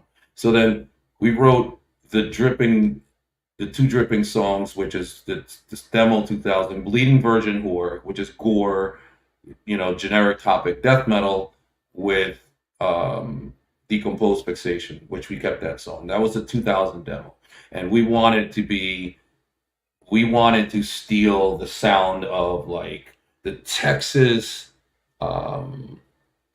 guttural and like what the Scourge was doing, but we wanted to mix our guitar styles with being like very like Cryptopsy, Ripping Corpse, for as an example. We just wanted to just be ourselves. I think we already found like what our thing was, yeah, and very chaotic, but we were lucky that demo was really good. Like, we were really tight, and the engineer was actually worked with us. So we did the 2000 demo, and we were like, okay, this is Dripping, and it got a really, really everyone was loving it. They're like, whoa, because you had Mortal Decay, but John Paulini wasn't singing for Mortal Decay anymore. I think Kelly was, and I'm not sure if Kelly was guttural. I think he might have been more like death metal. And we were in New Jersey doing guttural. So we were like, for North Jersey, we were like the first North Jersey band to do guttural. Nice. So we were stealing California and Texas guttural style, the pig squeals, and we're doing it in North Jersey, which was rare. People were like, "What the fuck?" And we're like, "What are you doing?" And then like we were just doing the breakdowns as slow as possible because we didn't call them slam. And we by any means never wanted to be a slam band. And we, Bruce loved Cryptopsy, so everything was super hyper grind. No slow grinds. So we did the 2000 demo, and I call him Kazuki, but it's funny because I was talking to Kahori the other day. She's like, his name is not Kazuki, it's Keisuke, I guess, from Vomit Remnants. Okay. Yeah. He got a copy of it. So he gets a copy of it, and Tadashi from Macabre Mementos was like, I want to sign these guys. So in the interim, my buddy, so we had like, I think 5 songs. In the interim, my buddy Jay was like, listen, I just opened up my recording studio. Just come over and record for free. So we recorded the second demo with schizophrenic apparitions of molested corpses, and I don't even fucking know the other name of the generic. We tried to sound as evil and scary as possible. I think it's called Inheritance of Ancient Malignancy, but we tuned down the A for that. We wanted to tune down, and Bruce recorded half on an electric kit and half on an acoustic kit. And that got like the cult following was like, whoa, like that was because it was like sludge, you know what I mean? You can't make out the guitars. I don't know if you guys listened to that demo by any means at all. There's you're talking about the dripping demos, right? So I'm right before Disintegration. There's really, what is it, 1, maybe 2 tracks that didn't make it on the album, but as far as listening to that with the songs that made it onto there's riffs from those songs. And there's certain guitar breaks where I can understand what you're saying, where it's so down tuned and maybe the distortion's not where you guys would want it to be, that as it stands out. It was fully digital. We took, I don't know who plays guitar, we took like a metal zone pedal. It was like direct through the board, with a half electric kit. He had his cymbals and a live snare, and everything else was electric. And it sounded good because it sounded good for the bass drums, and so we did that demo. But now somebody that we used to hang out with dated a dude named Jim, who actually did the intro to Escape into Orbital Infinity. He played that on a keyboard. And Jim used to hang out with us and his girl, and he's like, hey, listen, he worked where Overkill recorded. So now Macabre Mementos had mailed us a box of merch with money in the box. I think it was $3,000. So we're ready to do our full length. And we go to the studio, and I'm sorry, a month before going to the studio, Bruce was like, this got to be groundbreaking. I'm taking all the skank beats out, and he started adding more experimental stuff. So that material wasn't super tight. It wasn't as tight as like I would like it to be, because he was more of the experimental guy. I mean, I love Atheist, I love Cynic, I love Oppressor. Huge Oppressor fan, but I never wanted to play stuff like Cynic, or I like to throw a fill in, or maybe a little hint of it. I was Cryptopsy, None So Vile for me was like, Ripping Corpse, and then whatever we can, I was listening to a lot of Fermento from Spain, so nice. We went to the studio. And then we're doing the Disintegration, which is probably we changed and arranged everything, and we're there, and the dude's like, I want more money. I'm like, what do you mean? Oh, you're saying so this happened in the studio? You guys were reshaping it all. So Bruce did his drum tracks, and I did my Ghost A and my Ghost Channel B, and he's like, I want more money. and we're like, well, we don't have any more money. So, Damn. okay, so I stopped mixing it, and then it never got any punch-ins on the guitars. They were just one takes. I think Bruce was able to fix some drum parts because he went there with his own personal money, and he's like fixing things. And you know, I mean, the solo was just a placeholder. It never got like the harmonies. It never got to be the orchestra that I wanted to be. It sounds better live because me and Ed actually bring that out. You know, we bring the harmonies out. So like it just came out, and then I felt like I was like, okay, so my grandfather had died. I did Prelude to the Fallen, the acoustic classical piece. So, you know, I felt like I wanted to have that. I know I did it for Cadaverman, but we used it on Dripping as well. Was that for your grandfather that you wrote that for? Yeah, it was dedicated to him. So I wrote and recorded that. I feel like it's actually that was insane. For somebody, dude. When I listened to that, I'm like, I feel like, because, you know, Severed has done something like that too, where they're a death metal band, but they have like a tribute to somebody, and I always felt that was an actual tribute. Like you could be a death metal band and be like, this is Prelude to the Fallen, and it'd be a generic name, but I was like, no, I think this was actually written for somebody. Yeah, it was, and then it was like, okay, time to go home. I mean, we don't. I think Bruce had to go there with like with like one of his buddies, like a connected guy, right? Who works with the boys, and was like, yo, motherfucker, give me my dad's, you know, because we recorded it on ADAT.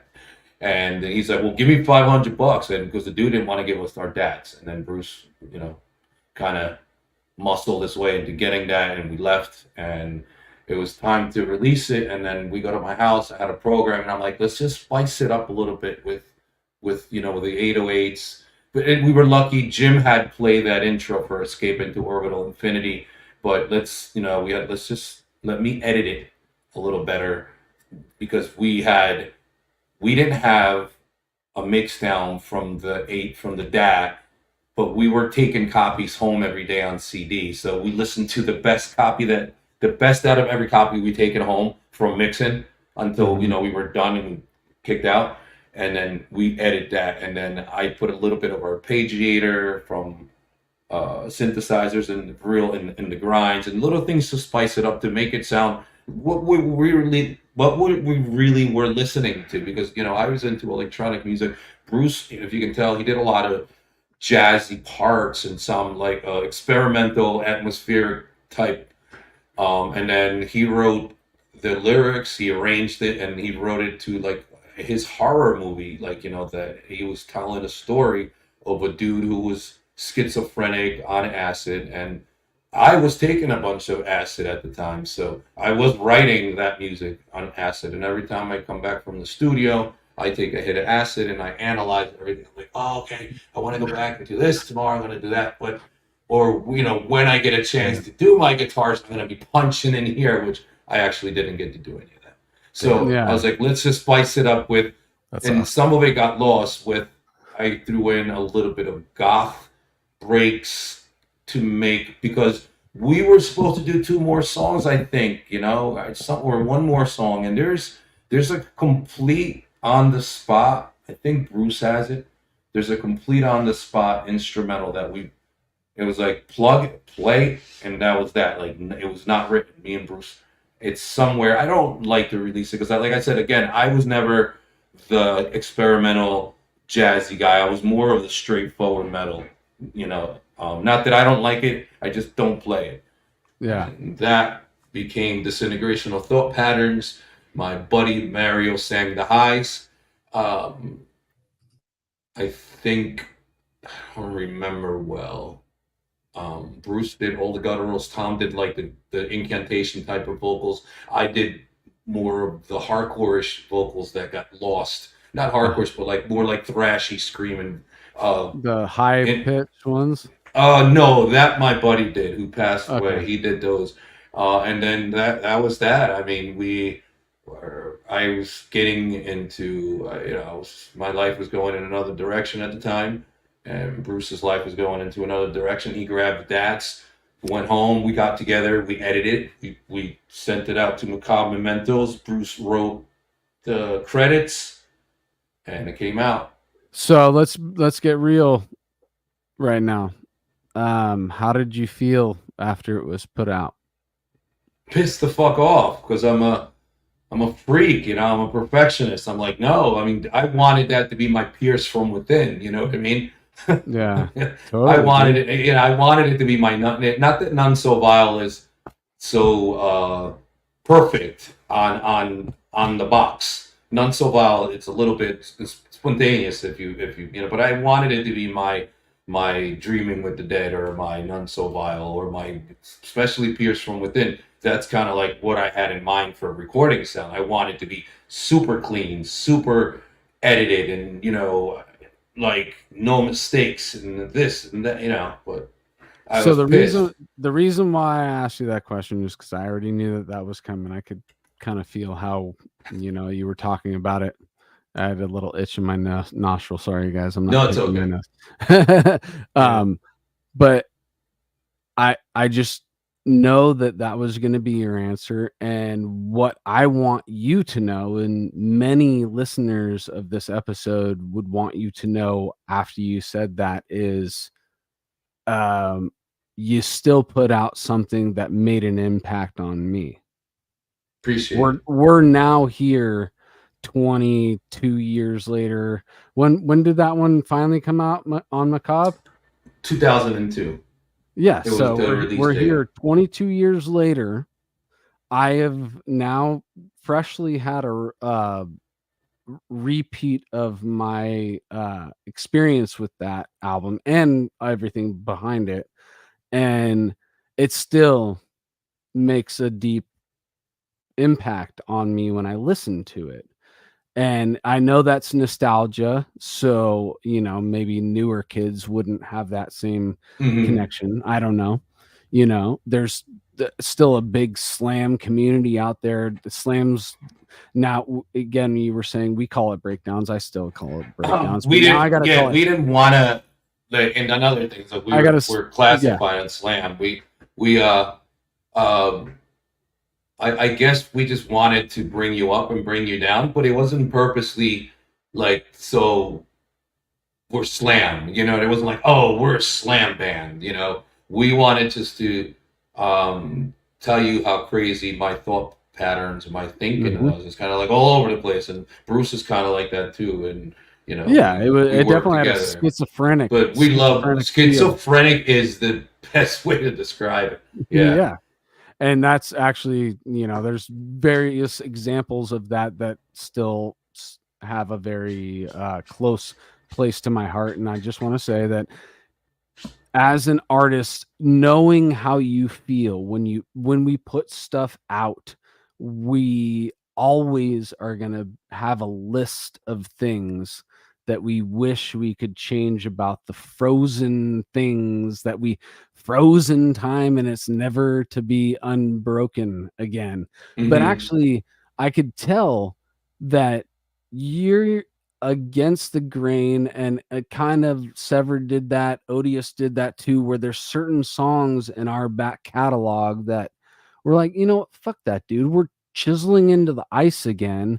We're going to take it and we're going to try and make it better again, because you guys have certain songs that you've re-recorded to try and make better, because you still have faith in those pieces that you put together, that you just want to keep trying to get them to you're still trying to get them to what you imagine them to be, and with the tools and the resources of an underground death metal musician, it's still so hard to get to what we can imagine. Right. You're imagining this Pierce from Within album.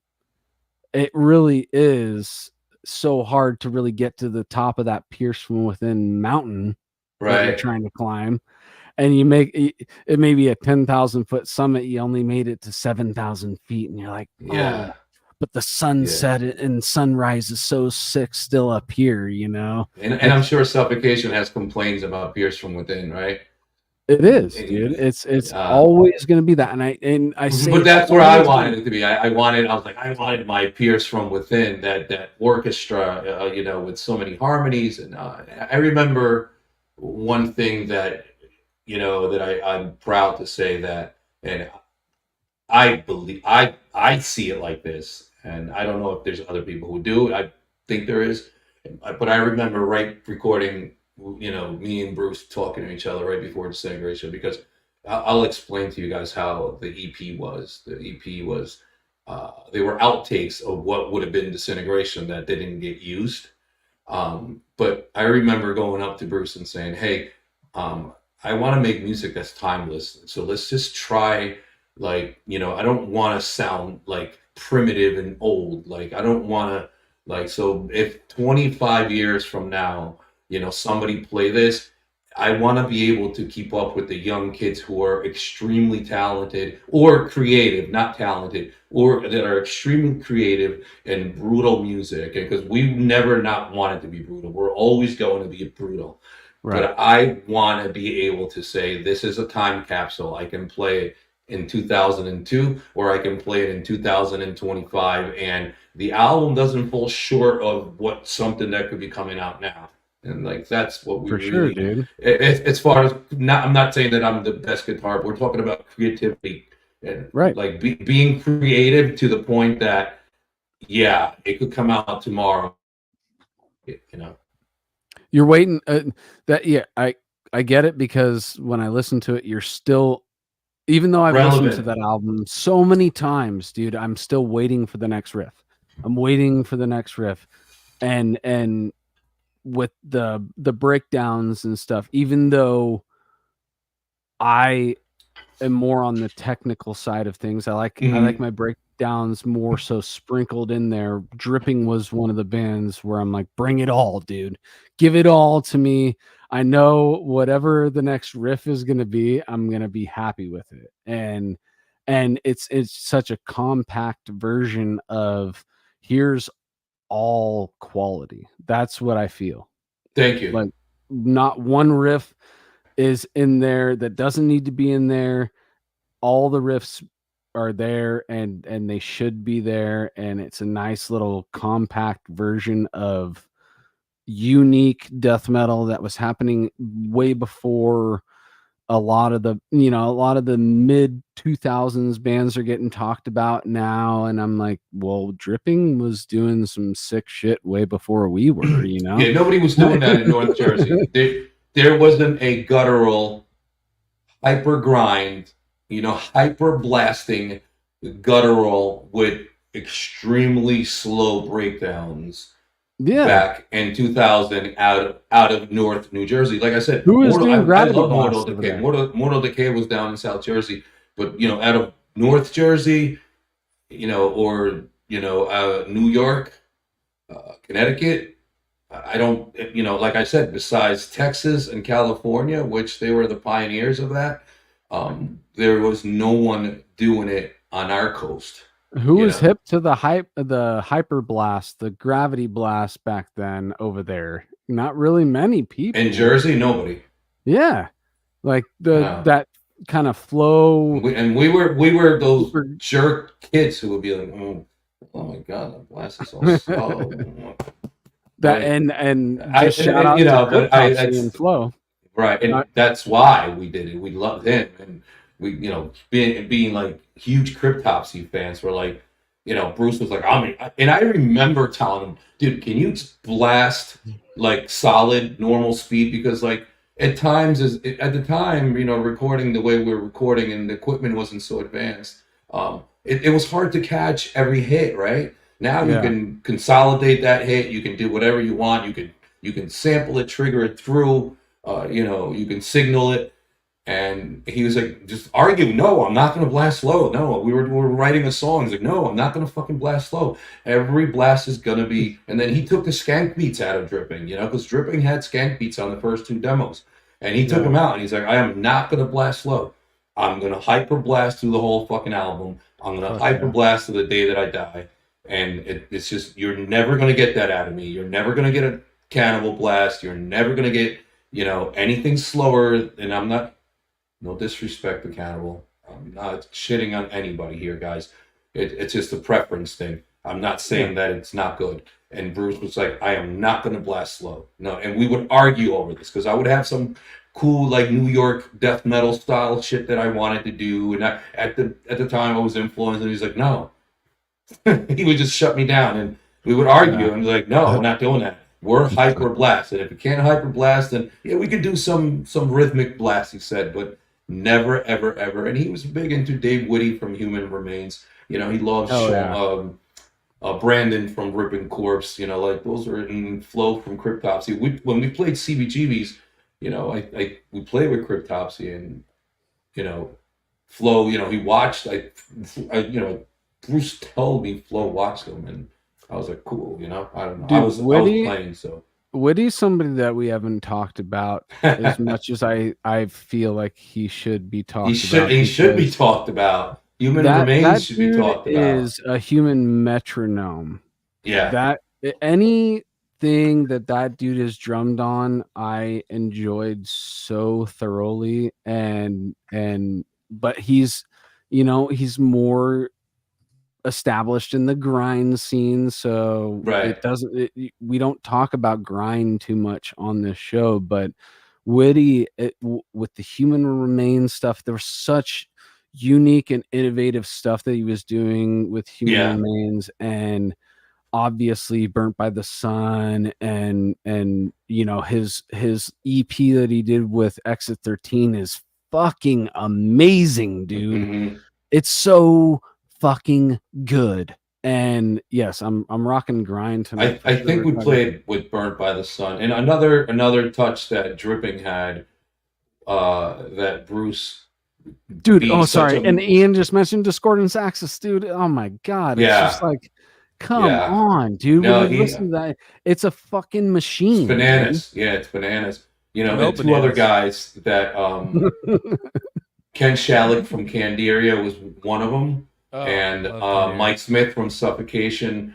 That's why Bruce, and if you hear the slams or breakdowns that are single hits, it's always double hammers on a single hit, because he was never going to go single. He was just going to go. Yeah. You know what I mean? He was going to tap both feet playing single hammer, single note or whatever. So those are little things that made the Dripping album stand out. That, again, in North Jersey, nobody was doing that. Like the bands that were coming out of North Jersey. One more thing about Whitty before I'm done. East West Blast Test. Has everybody heard that yet? I've never heard of it. I kind of lost it after Burnt by the Sun. So East West Blast Test is him and the dude from Spaz, and it's literally them just passing recorded stuff to each other. Wow. The dude from Spaz would send him a riff, and then Dave would come back with the beat, or dude from Spaz. I keep saying dude because I can't remember his name. Sorry. That's all right. He would do some weird keyboard shit, and Dave would send it back, and boom, you got two albums. Check it out, East West Blast Fest. It's literally coastal, just collaboration, in the beginning of the internet type stuff. So, sweet. Hey, can you guys give me 5 minutes? I want to grab a soda. Do it. How's my resident homies doing? Well, shouting out to, we got Mahar in the chat. What up? Chris Mahari. I'm right back. Skinless, right? I don't know. You were on tour with us. Were you drum tech for Suffocation or something? God damn it! It's been so many fucking years and I drank it much. But anyways, one of the funniest dudes, and fucking Schlarvin on the Dode is our fucking inside joke. Schlarvin on the Dode, dude. That what was is like that? I gotta know. Yeah, Skinless. Yeah, I played Skinless too. That's right. Yeah. But like we were, me and Derek Rudquist and him were just like had this like fucking funny ass like fucking connection of just we started like instead of Riders on the Storm, It was like it's all Schlarvin on the dough. It's all Rider full of blow. We came up with like a bunch of fucking funny things that we came up with, but the goddamn wordplay is so Doge fun, Schlarvery, dude. just a bunch of Doge Schlarvery. But yeah, let's get back to fuck language, dude. Just wordsmithing. Just dude, fuck it all on up, tour. dude. It's the best. It's the best. Welcome back, sir. So what's going on, guys? Anyways, I mean, actually, I had a question for you because I know there is a lot of, to me, you guys came out around the same time, and I just kind of feel like kind of a similarity in styles, but not at the same time. So what was your relationship listening or with Cephalic Carnage? I never I knew they were a band. I think Tom used to listen to them. I think I've seen them at Metal Meltdown. I liked them. I thought they were pretty good. I don't know why I never really listened to them. It was just one of those things. There were just so much, and then I missed it. And I wish I didn't. But so many bands. I want to dive into it now because you're like the second. You guys are like the second or third person that said we were kind of like parallel doing the same thing, not knowing each other. You know what I mean? And when I say that, I don't think of. No, I said it earlier. You weren't paying attention. Or maybe you were repeating. Okay. Yeah. Okay. But I brought that comparison up not because of the sound, because I still think of Cephalic as something on its own. And I also think of Dripping as something on its own. But there's certain elements that were happening at the same time. Yeah.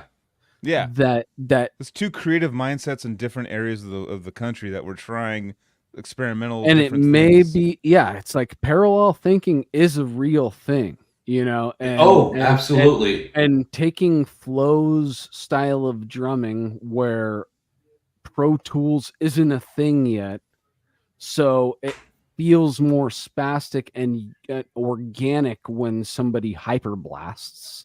Right. That really was a feeling like, so when we talk about this, there was the bro death metal mentality of Popcorn. Popcorn was our way of dissing a drummer, literally. Oh, dude, did you hear that Popcorn double bass fucking blast that fucking Paul from Cannibal did? Oh, Dripping Joseph's hat? In the house. Damn, look at you. Got the dude, Dripping representing, hat on. dude. What up? Here's the one person from the show you might have met physically at one point. Yeah, what's up, Sebs? How's it going? Hey, what's going on? Yeah, brief interaction in Jersey. But much I saw the set. It was awesome. I was listening to the episode, so I have a sense of what you guys were talking about as of like 10 minutes ago. So no, we're just talking about. So I just want Seb to I want to make sure that Seb knows that when I compare him to or Dripping or it, when we're talking about Cephalic Carnage, it's not about how it sounds. It's about this vibe that I think only a few bands caught. Yeah, I think more like the structure too, right? Like the no structure, so to speak, right? Like the no, and that's one thing that Bruce and I took pride on. Like, let's do the element of surprise. Let's play a chug riff, and it'll be a blast, beat behind it, and we never got to do a lot of the single notes where we wanted to slam or a breakdown. I'm so used to saying slam nowadays. It's actually natural. But you guys would build up to something. There'd be times where you'd build up to something that felt like it was going to be a breakdown, and then you just cut into a grind. That's gotta suck though. Looking on the slam thing though, it's like it's gotta suck because for me that was new too. That I ran it. I went to a show, like Devourment was playing with some other bands and stuff, and went out there and everyone was slamming. They were doing this like move. It was like early 2000s. They were doing this move like this, and I was like. I felt like, whoa, is this like a move I have to do now or something? What's going on here? But it felt like forced, and I was like, it's slam, and I was like, I think it's just like heavy breakdown. I'm not like the slam, and then that just took over, and then a bunch of bands started using it, they got humongous with it and stuff, and embraced it. Yeah. But to me, it was just kind of like, it's kind of like you coming from the '80s and listening to new metal. You're like, that wasn't that when I was listening to it. Now it's that. You know what I mean? It's right. Yeah. And kids get to name it now. Yeah, it was like somebody came up. They're like, "You guys are like one of the pioneers of the slam." Mm-hmm. And I'm like, "Yeah, I mean, thank you, but we didn't. That wasn't our main purpose. Our goal was, we wanted to play chaotic music. We wanted to be very not improv, but like we wanted to be chaotic and crazy. This brutal, not lumped in with like your slam. Yeah. That's where it kind of bugs me a little bit. Where there's like we never wrote a song, for the slam. We never wrote, all right, wait to the slam, and I see that a lot of young kids have that now, like they can't wait to get to that part to write a slam. You know what I mean? Yeah. We wrote breakdowns because we needed to slow down.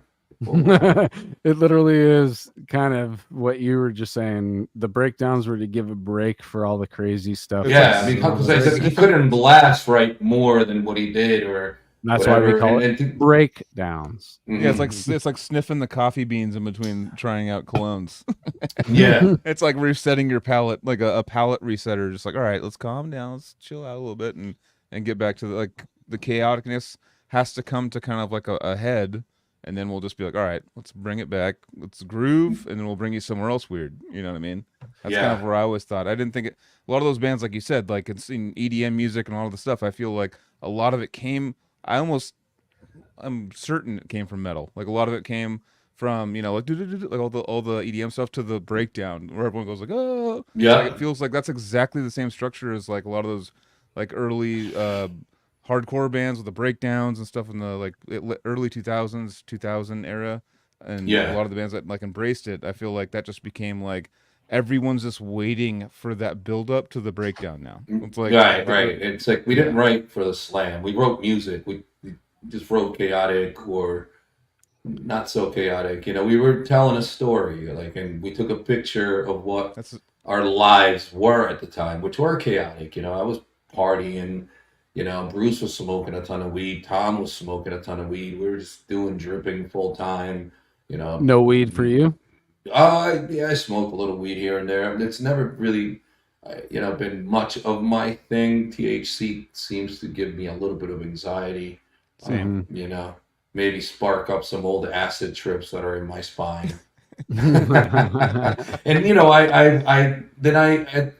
was being introduced at the time. I was dating some girl that was introducing me to the New York City nightlife, and to a lot of the techno and DJs. So I'd be at dripping practice, or we'll play a show, and then from there I'll pack it up and we'll hit to the city and we'll go to a club till 8 o'clock in the morning. That's right. Party. You could do that. Yeah. Because there's no nightlife doesn't really. It's 2 a.m. here. It ends out there. It's like never, right? Miami. It's funny. I was having this conversation in LA the other day because we were me and my wife. My wife likes electronic music. She's like, "Oh, I want to go out." And where we're gonna go? And they're like, things end at 2 o'clock, and we're like, really? Miami doesn't close. I mean, the liquor stores open till 4 a.m. I mean, South Florida, when you go north, it's different. I mean. But there's places that you can literally club space. I think it closes at 2 in the end. It starts at 11 and it closes on Sunday. Starts on Friday, closes on Sunday at 5 p.m. Damn. So it's like an wild, dude. Weekend event. Yeah. All right. I want to know. Okay, so dripping. You did your thing. Shout out KCK. That's my homie too, dude. So he hooked you guys up with Macabre Mementos, and that album came out. Did you do any touring on that record? No. So once we wrote I guess the songs that were going to be on that album, we were friends with Eternal Suffering. So we did these little shows from Jersey to upstate New York, Boston, South Jersey, and that was that. Yeah, it was like playing local shows, and that's it. Was okay. So again, I'm digging in a little bit. Was it going out and playing those live shows that kind of disintegrated the band, or what? What happened? That for me, that was one of. I mean, that was very demoralizing, which I don't know why. Coming from somebody who said, "I don't care who's going to like it." I mean, it wasn't about. You drive somewhere and it's like you're playing in front of the bands. We played with the Red Chord too, when before they were bigger. They actually asked us to play up in Mass, Eternal Suffering. We played, but it was. I think the scene was very. I think it was at a change at the time, and we couldn't get the bigger shows because we were new. We were some young punks. Like, what are you gonna just? Sure, here we come. We'll let you headline. It wasn't like that. I mean, we did play some good shows. Like we played with Cryptopsy. We played with a Death Fest in at the Wetlands in New York City. I forgot who played that. A bunch of bands played that. That you guys you would know. But then we came back and I was just like, oh well, this is like we didn't have the money to be on the road and. Bruce was like, oh, he was just doing his thing, and I was doing my thing. Kind of, my life was going in another direction. So So to get to now, because it's been 20 years, I got to know a little bit about. Longer. Yeah. Well, it's been 22 years of Disintegration album, so So after the dripping 24 years. After the dissolving of the dripping dissolve, what was life like after that? Obviously, you didn't put the guitar away. Yeah, so I did for a little bit. I think I went up to Ohio and. With Ryan, I started this limb. I was the founding member writing some of the riffs, and then I didn't want to, I don't know, I couldn't live out there for some reason. Something personal in my life. Where are they based? Home. They're based out of Ohio. So it was the drummer from Brodekin at the time, this kid Ryan and Rob, I think he was in Nunslaughter, played bass. It was Mike, the other guitar players for Dripping. We didn't make the recording. So I stopped Dripping, and then I kind of went into, I got into telecommunications, made a career for myself, made a life for myself, and then well, speaking of communications and telecommunications, we got a fucking wizard appearing. The same nice show. What through the wavelengths of telecommunications comes the wizard. What a surprise! We had no idea. What's going on? Hey, I like your shirt there, Sebastian. I know. I like yours. Motorhead. Dude, now I feel like I need one, dude. I know. Send me your address. I'll send you one. Yeah, well, maybe you guys will be playing a fest together pretty soon here, too. There, Mr. Severed Savior guy. Oh, shit. Yep, that's what's up, dude. All the OGs coming back out.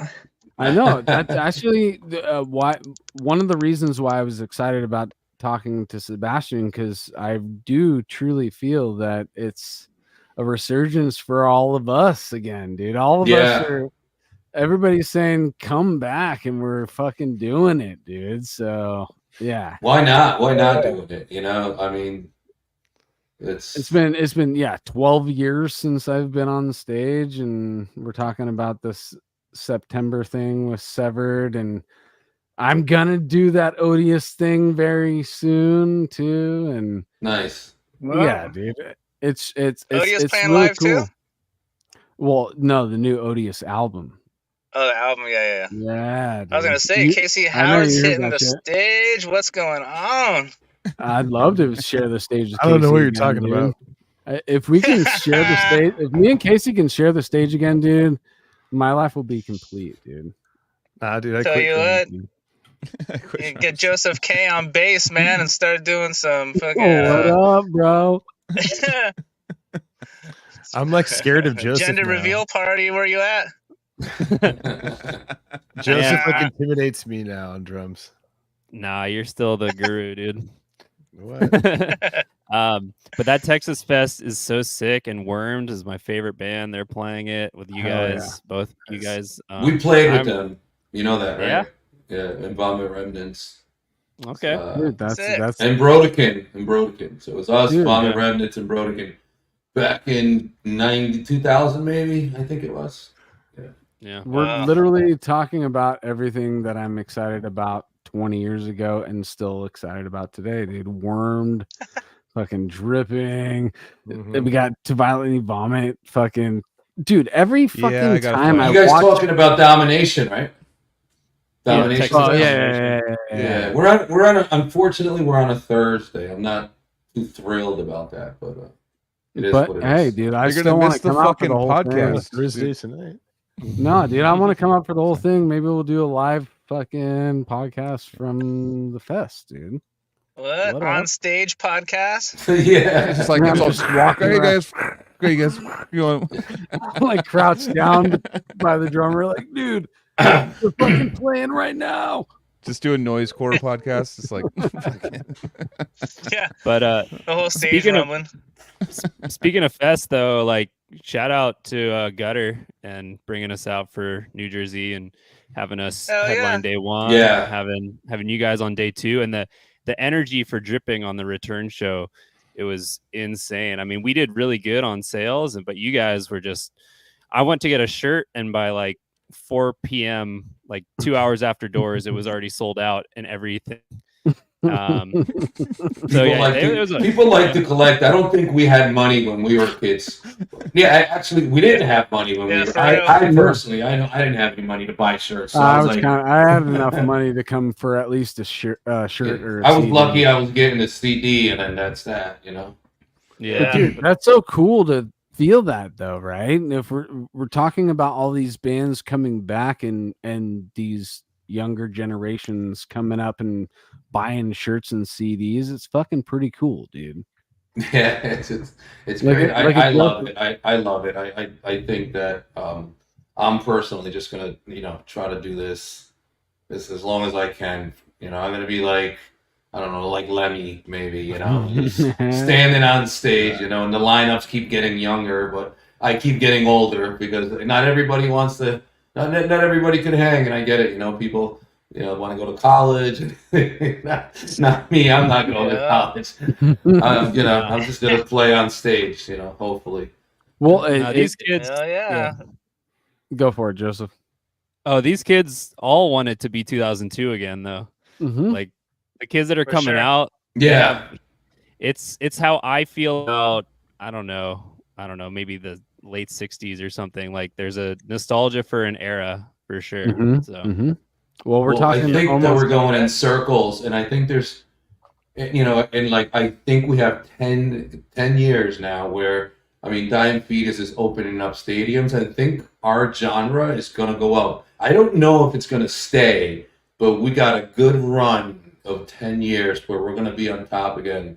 Not again. We're going to take it to a higher level than we ever been. The exposure through the internet is what made people realize there's some sick shit going on that's been bubbling up for decades, but now it's readily available. Yeah, I think we're on the climb of that peak, and I can't predict of how long it's going to last because I don't know. But I think we're going to have a good run, and it's great to be able to do it right now with all the social media and everything, the information for everybody. It's sustained since the beginning. We were talking about, you were talking about coming up in the late 80s, early 90s and being a part of that. Like everything was kind of churning and mixing at that time, and you didn't know what would come out of this cauldron that was being mixed up of underground extreme metal. And now you don't have to dig as far. It literally is way closer than what we had to do to find it. So I think that now that it's, again, just accessible, I think that more people are getting exposed to something like extreme music, metal music, that where now there's more people that can just connect to it, because it's the straight shot to it versus I gotta dig and find a crossover band that'll take me to the grind and then take me to this, and it's a zigzag pattern that we all did. Yeah. But now when we tape traded. But now you got a kid who's like, hey, did you ever hear of Dripping? Oh, yeah, I did. Oh, I never heard of him. Here, let me play him for you. And then now he goes home, and then he turns on YouTube or Spotify. Now he's a fan, and he didn't have to go buy the CD or tape. And then now all of a sudden we're playing in his town, and he's coming to see us because he got 3 of his buddies into it. And this, not only for Dripping, this goes to all of us, everyone here in the room, and in our cyber internet room that we're sitting in. In our Zoom meeting here. It goes out to everybody. I mean, like, truthfully, back where, when I wrote to people and I tape traded, like, I had that tape, but, the kid from, the next town over never heard it. And now all he has to do is I could just send them a link. Here, check it out, Yeah. Do you think the people that like started, like they did the actual journey of starting through like a softer style, then moving up and finding it, like once you're like up enough, you're just in forever. You're just, there's no going back. It's kind of like, so it kind of, to me, I don't know if, I mean, obviously it's awesome now with Spotify and stuff, like well, it's at your fingertips, right? You type one band and then you get like 50 levels the cool cover from another band. You're like, well, let me click on it. Yeah. I'm the opposite. I don't go up. I don't search much of anything anymore. But my band members are younger, and they help me because they keep me thinking correctly and keep me on track for the brutal stuff, because they're always constantly digging of a new band. Yeah, once you're digging, you're in forever. I think once you start digging, and we say digging, but actually, what you just mentioned, Joel, made me think of free diving. So free diving is diving down on one, go as deep as you can, lungs breath, right? Yeah. When you talk, or not talk to, I've never talked to a free diver, but you watch documentaries about free divers. And there's a certain threshold that they pass through that they actually start moving a lot faster. And the people that are supposed to be spotting them can't get past that threshold, because once they go past that threshold, they can't save those people coming back. So it's literally what we did as finding metal. We've gotten past that threshold where the speed kicked up, and we started going faster and faster, deeper and deeper, and left everybody else behind. Like, nah, dude, we're just gonna keep going, dude. Right. And the momentum, once you get past that threshold, just picks up, and then it's easier to find and experience all that underground. Well, another example of what you're talking about, if you want to like do it like that, is like, it's the thrill of the catch. Like you're fishing for stuff your whole growing up, and then you get that fucking big old bass, and then or whatever the fuck you're looking for, and you're just like, oh fuck yeah, I don't fish at all, but that's what I assume. But anyways, Diego's a big old bass, bro. Yeah, baby, largemouth bass. Wow. Oh man, it's like I always say these days, you got like 90% CD. Well, for those of us that jam CDs, but 90% fucking CDs and like 10% coasters. Back in the day, you get somebody's demo, dude, or a track, and it sounds like shit, so you don't even give it a listen, you just throw it away. Or like Ricky would just throw it out the window or something. And then a lot of people just, it's a cool disc or whatever, so they use the CDs as coasters if they didn't like the jams. At least you didn't toss it out the nowadays, window. man, like You every made single use of it. person that comes out, they got productions at their fingertips too, at their home, at home, on their laptop, their phone, Yeah, computer. that's true. So That's true. everybody's just got a really good production, so it's a little bit easier to grasp It's on easy it. to start a band. To, Yeah, it's so much easier. And think about it, when we started, recording just felt so, we scraped pennies to do 3 songs. Mm-hmm. It's like, and the expense was insane back then. It wasn't the expense to get like a recording was like, if you a legit recording was like astronomical to like absolutely, like $200 an hour. Legit recording, and where we recorded, Overkill recorded. So for us, that was like the board was like it was like the size of my house, and I'm like, whoa, Right. and then. And that's why we went over budget. Obviously, he was giving us a break, but he wanted more money. We didn't have, we don't have any more money. We really didn't. So now, if I have $1,000, I'll just go to Guitar Center. I'll get myself an audio interface, and then I'll pick me up a $300 laptop, a pretty good mic, a DI fucking input, and I can do my own demo at my house. And It's I can all make it sound relevant. good. It's all relevant outside of that too, because just like buying a new TV. It used to be a giant TV and it would cost so much money, out of the realm of possibilities. And then now I can go get it for $200. But it's just what was available at the time that we were trying to do things. Like, it actually is a kind of cool little brag to be like, I recorded on a 16 track, I've been in the room with a giant board that filled up the room, and our music. You had to be way more prepared. You had to be way more now prepared. It's just everything that's in front of me right now. This computer that I'm on. We recorded on the disintegrations on ADAT. It's not a It's ADAT into a DAW, but one of the last reels. Definitely. It's not fully digital. It wasn't, fully digital. Time is money back then. Time is money. Like back then. It's not. You can't just be like, I'll do it like fucking. I'll do 15 minutes today, and then chill out, fucking work a little bit, and like do 30 minutes on lunch. And it's there's no punch-ins either, man. Just you have to you had to cut the tape right. Just like your cassette tape, man, or you had to come in, like rewind it to where there was a break, like a stop. And that's why I think we never even got to do any of the editing on the guitars, because we ran out of money. So it was like, take it how it is, So try and do a 7, 11, 10, 12, 12, 11, 10 riff, no editing, bro. Come on, dude. No, that's a big dick move nowadays. If you were to do a real death metal, the professor learned it pretty quick.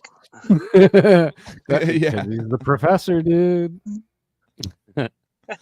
Man, I want to hear about the reincarnation of dripping and what got you guys out again. Okay. It's a fun story. Yeah. So I get a call from Will from Mortician. He's like, hey, we're playing Miami. I got you and your wife on the guest list. You better fucking come down. I'm like, I'm gonna be there, bro. Fuck yeah, So we'll see Mortician at Gramps, and they've me and Gutter was actually in town. They fucking smashed it, man. They fucking sold out, and they killed it, man. And I wasn't doing anything, and I was like, this is awesome. So I'm hanging out with Will. He's a little older than me. He's still doing it. He's still doing what he loves, and so we're hanging out that day, and Mortician, they fucking destroyed it. Amazing. Fucking, I probably one of the best shows I've gone in, the last 5 years. It sounded so good. And me and Gutter leaving, and he's smoking fucking blunts outside of Gramps, like he always does. So now, group of kids come up to him, like, hey man, you're Gutter Christ, right? He's like, yeah. I'm just standing there minding my own business, and he's like, yeah, I'm Gutter Christ. Like, oh, what's going on, man? I always buy shit from you, I'm like, oh, cool.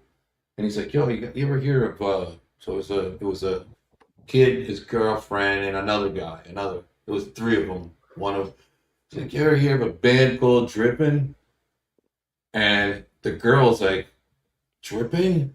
And he's like, yeah. And then the one kid goes, it's his favorite band. There's one of our favorite bands or whatever. I'm not saying a fucking word. I'm just still like, but you're taking it in. He rates. He's the founder guitar player. So we were like, whoa, like that. Wow. So, hey, nice to meet you. Whatever. Shake hands. And it's like, hey, man, would you ever consider starting your back? Nope. Before you could even say back, I was like, nope. All right. Well, do you have some like rare merch at your house that I can come by? Because I'm like a huge collector. Yeah, I got a ton of shit, man. Just take my number or whatever. And that was Jake, the bass player. And he's like, would you ever want to get it back together? I'm like, no, man, it's done. And he's like, well, I got a couple of guys. I'm in another band called Blood Tide or whatever. Kept bugging me. I was like, I tell you what, if come over and play me one song. Play one song. Yeah. See what we do. And then played one song. We played Escape into Orbital Infinity, and we bring Will. And I was still hesitant. I'm telling my wife, I don't know. I don't know. Will from Mortician came. No, Will, the drummer of Dripping. Okay. Will was really good. He fucking filled my expectations. I was a fucking dude ripping it. I mean, and then Ed came in, and so we were a 4-piece, and Jake was going to sing, because I don't really believe in having a singer by itself.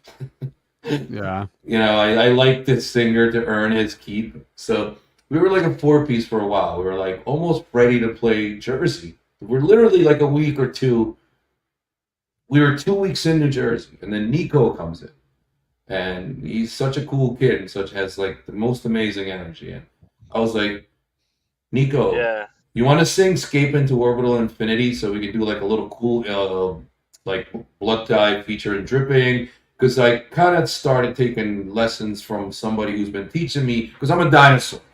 Even though I'm in telecommunications and I work in technology, when it came to social media and advertising and all that, I'm a dinosaur. So yeah, somebody was like, my sister who does this owns a jewelry company, and she gave me a few tips, and people that do businesses through social media. Not that I was trying to make any money. So I was like, let's do a Blood Tie featuring Dripping. I'll post the song. It'll be cool.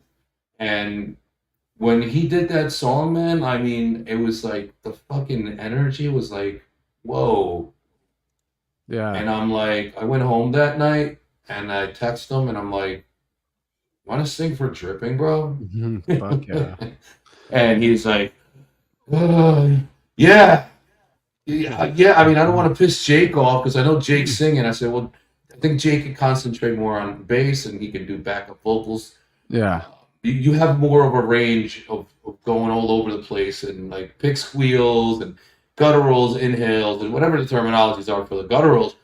And I felt that not only that, just the singing, like who Nico is as a person, he just lights up the room. And for me, that's good enough to be able to chill with my boys and like it's, we click and we mesh and we're not. Dude. And, that New Jersey Metal Fest footage that I watched along with listening to you guys all this week, Nico is most definitely naturally a front man.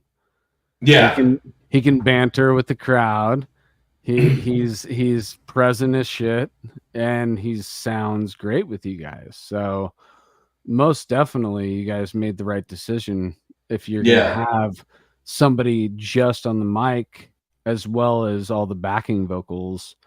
That dude, he entertained me while watching that video for sure. Because as a vocalist, I'm gonna naturally gravitate towards who's the front man.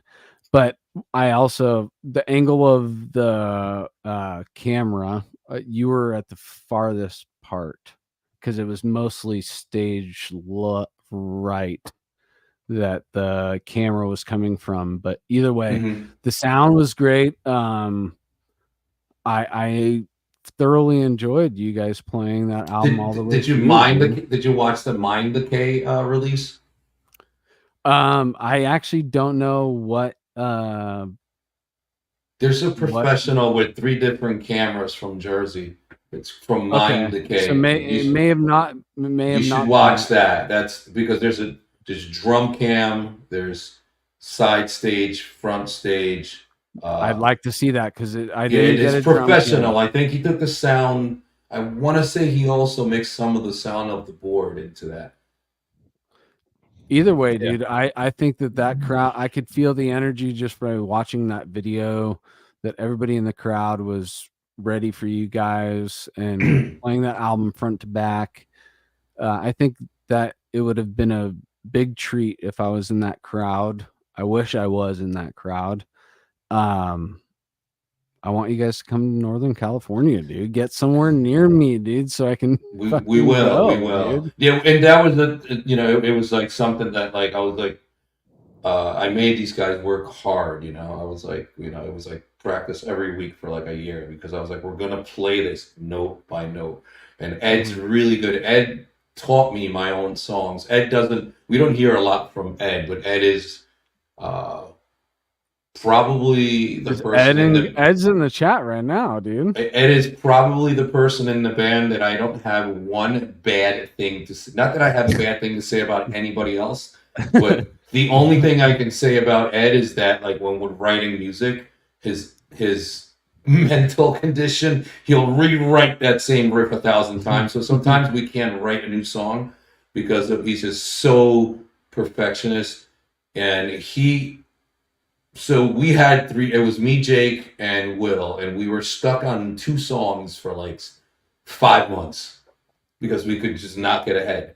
Ed came in, and then we were like, the whole album was done. He was just like, went home every night and then deciphered a bad recording. And some parts are not exactly it, but they're close enough to where we can say it's 98%, 97% of what was recorded. Even better because now we're doing the harmonies that might pierce from within, the harmonies that are supposed to be there. And I fuck up more. I don't think he fucks up, and he headbangs. I'm old, I can't even headbang anymore. I fuck up more because I'm like, oh, that's, it's just sometimes. But it's still your vision from 20 plus years ago that you're just trying to finally hit that ceiling that you're looking for.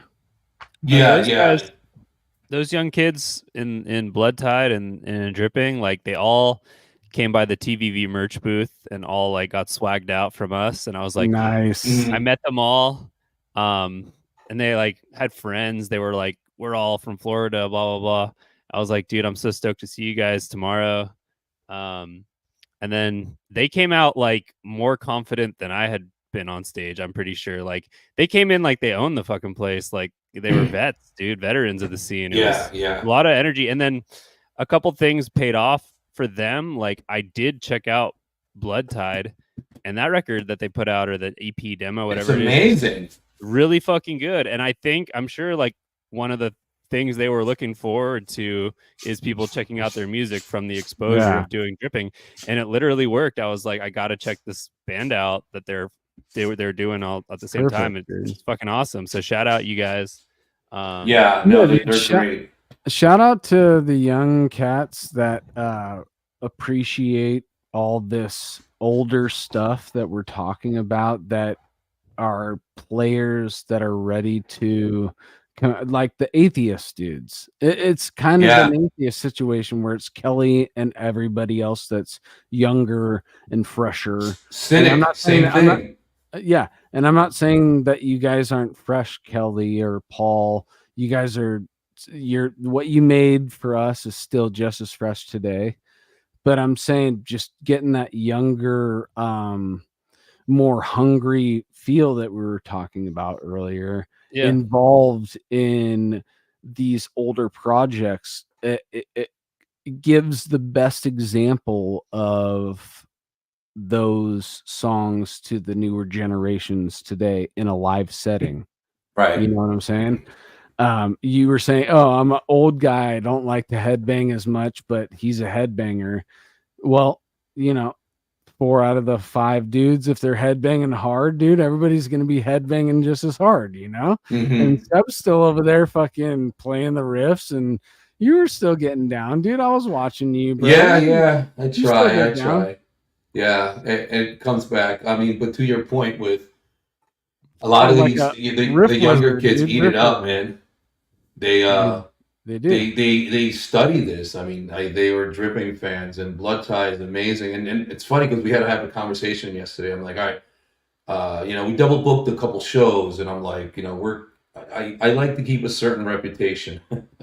I'm like, but we're not doing that again. So you guys playing, then we're playing with Dripping, and it kind of like, okay, so kind of like the same members, but it is what it is. But just these guys, they're good, man. Will is a machine. He's strives to get better every day, and that's what you want. Like sometimes you can be with, I mean, there's, you can get it's kind of like a business. You can get a know-it-all dude who's like, oh, fuck, dude, I opened up for fucking Obituary back in '90. You're not going to tell me when, or you can get a humble kid who wants the opportunity and and it just does it, right? And just gives you his heart.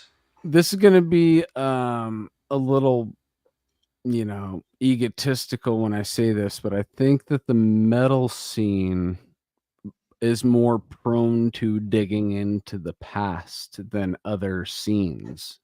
Mm-hmm. And I think that since the younger generation still is somehow inclined to dig into the past is why we're having these comebacks. Yeah. I really think that well, maybe it happens in other genres of music too, and I'm just not paying attention to. But I think that, yes, there's this loop back that we were talking about earlier where everybody goes in a circle and we kind of like re-swipe through, 30 years ago and make sure that we figured out all the stuff that happened that was sick at that time. And I still, me who dug so far deep, I still go back to the early 90s and oh shit, I forgot about this band, or I crossed that band.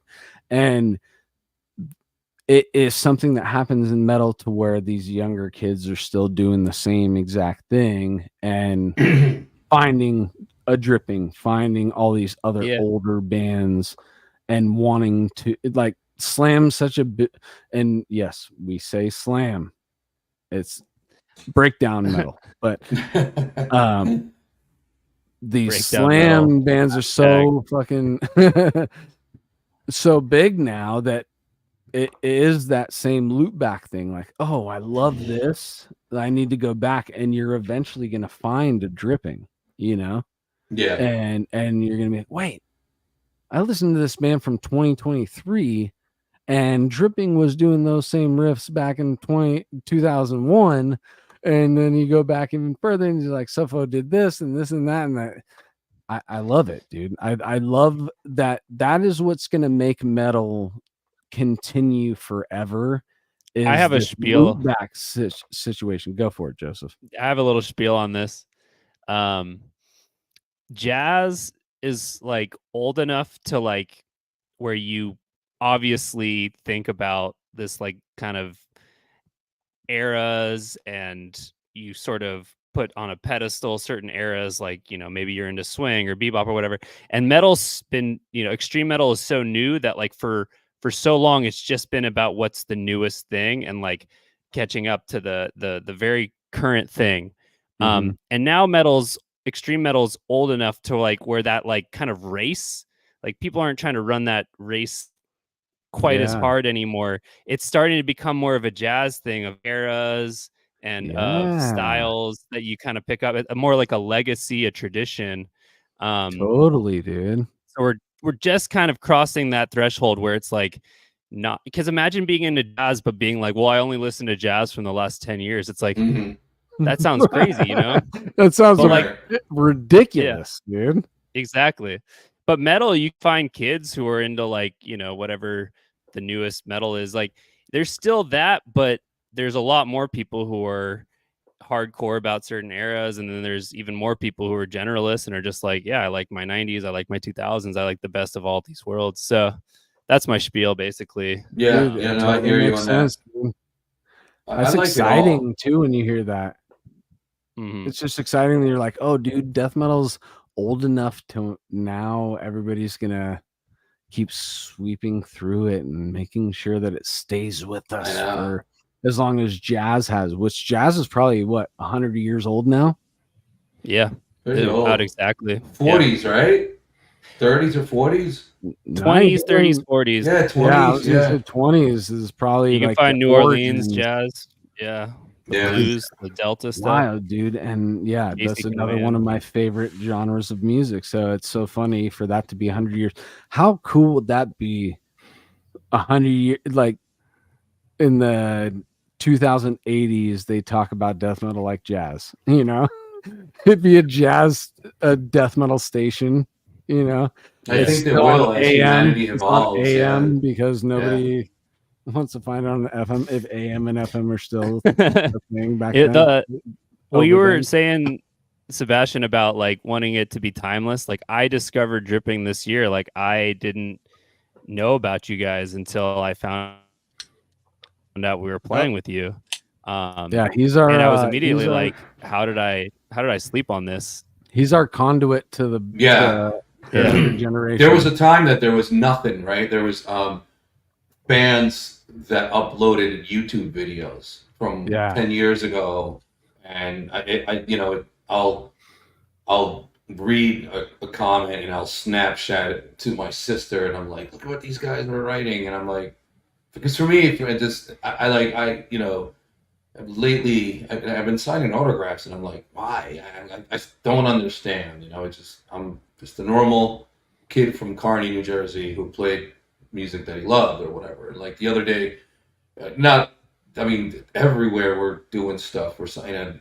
In between, before getting dripping back together, I would like go to Jersey somewhere, and Gutter would be like, oh, this guy, you know, and here, can you sign his CD or his record? I'm like, yeah, I guess I can do it, you know, because we were really, really in the dark. I mean, we had a social media that Gutter ran, a Facebook, but it wasn't really kept up. I mean, I'm not mad at him. He's busy doing his thing. And then we were on YouTube, and the comments on there are pretty amazing, pretty cool to know that what me and Bruce did and what we're doing now with the guys, with Will and Ed and Jake, because, you know, they're a part of it too. You know, it gets the credit that it does. For me, it's really shocking because like I told you guys, we wanted to play music. We wanted to play what we wanted to hear, and we didn't care if someone was going to like it, but actually people liked it. And then when we went dark, it became this cult thing, like kind of like the Clean Flesh sort of thing, you know, where are these guys, or where are they from? And like no one knew nothing about it until 2023, when I started the Instagram with Jake, and we started talking about getting it back together. Yeah, dude. So did you I'm sorry, I just took a leak. Did you talk about how you guys decided? Well, you talked about playing with these guys from I'm sorry, what was the Blood Tide? Yeah. And so is that what reinvigorated it with you? Like, oh, okay, we're gonna take this project and resurrect it, and we're gonna. So yeah, we were practicing, and then we were like, we're getting songs, and we're like, I think we're getting like the third or fourth song or whatever, and then Gutter's like, hey, listen, I'm booking New Jersey Fest, and I want Dripping to headline. I was like, fuck it, we'll do it. You know, and I didn't expect anything, and I'm like, I don't even know if anyone's gonna go. And, you know, we sold out, and but we were pretty serious practicing. But it was like leading up to Death Fest that we were like starting to get more serious. Like, you know, like a month or two, we were like, I guess this is really happening, right? And we're gonna do it. And then all of a sudden we're just like playing, and it was like it opened up the floodgates, like my inbox is just, do you want to play Germany? Do you want to do this? Do you want to do that? And like it's just like a lot right now. It's a lot to do when you're running a normal life as well. Like, oh yeah, dude, for sure. I mean, that's what we all have to do, is run the regular life aside from this business, because there really isn't any business. It's not. So when I say a business, it's really just a passion, and having somebody out there to back it for us. Right. Have enough, There is a passion, and again, I want to try to say this with as much sympathy and respect as possible, because I sometimes I'm a hothead, but I control myself. I don't really respond back because I'd rather not say anything rather than say something negative. I'm in dripping now, so I can't really be it. I don't want to come off as a dick, but there are times that it's a little bit insulting when sometimes people are like, would you leave South Florida, miss 5 days of work, take 5 people with you, rent a van, leave your dogs in a sitter, you know what I mean? For $200. And not that we're doing it for the money. The only thing that I ever asked was like that our trip and hotel gets covered. And we don't have to pay, anything. That's so reasonable, dude. And I feel like telling reasonable people, fuck off, motherfucker. This is my passion. This is what I love. Like, it's kind of insulting that you even asked me. But I have to I don't answer how I told you guys. But it's, I get a lot of that. I get a lot of that. It's just like I gutter. I was like, dude, handle bookings for us, because I can't do it. I know we're back, and I'm so grateful that my inbox, I can't keep up with it with like play here and play there, and I was just like, but I'm too nice of a guy to do negotiations. I can't, like I can't just. It's wild to think that asking to break even is something that could be out of the realm of possibilities when you're talking to certain promoters about certain things. I know. Yep. Just we're just asking to break even, dude. Right. It's like pay for my gas and my hotels for me and my guys. We're not asking any extravagant amounts of money. Just make it to where all of us we're at a baseline even at the end of the weekend, and then everybody can go back home and not feel like what they just did, even though it was a great thing to be on stage, because really for all of us, being on stage in front of the crowd is where nothing else happens other than that. It's such a present moment when you're on stage, and we do cherish that, and we want to feel that as many times as we possibly can. But to do that on a sustainable level at our level of music, we just are looking to where our life isn't fucked with while we're doing it. It's also like kind of like an insult, because it's like, you want me to play your fest that you're charging $80 at the door, but you don't want to rent me a hotel room and get me, flights. You expect me to meet you. No, I can't do that. I won't do it. You know what I mean? I'll do it for my friends. You know what I mean? Yeah, for any time I'll do it for my friends. Absolutely. But, for some Joe Schmo who's trying to live of being a promoter, no, I run a business here. I work. My wife works. We have 2 dogs that we've got to put in a sitter. So leaving South Florida, it's not the easiest either. We're not in a prime location to be an active band. We're not in New York City, where we could be in Connecticut in an hour. We can be in Pennsylvania in an hour. We could be in New Jersey. We can go to Maryland. It's not that and that's why it's hard for our tours to get to your market, dude. Yeah, and I'm not in Tampa. I'm in Miami, where it's the end of, you know what I mean? I'm in Miami. It's the end of Florida, so it's kind of hard, And even with people in Florida, I'm like, dude, I mean, what do you want? You want me to pay you? What do you want me to do? You want me to drive up there and give you $1,000 for playing? I mean, I don't know. So it sucks. So we're gonna try to stay exclusive, with what we do. And I'd rather Gutters handle it. I had this conversation with him today because people are calling us in Europe, and I'm like, I'll play Europe, but then if you can't afford to pay for all my guys to fly to Europe, what you know what I mean? How is that? What am I doing it for? Dude. And I think these guys go to college, they go to school, they got jobs too, And some of these promoters know that and literally use that as a tactic. It is a tactic. It is a tactic. Here's a band that has a following around the world that would pay for tickets to come see. Let's use the advantage against them, knowing that they are a band that want to go out and play their music. So let's catch them at a vulnerable state and maybe make an extra couple $100 off them. That's literally what it is, dude. It's all hundreds of dollars. We're not even talking about thousands of dollars here. It's people are just trying to make a couple extra hundreds. Yeah.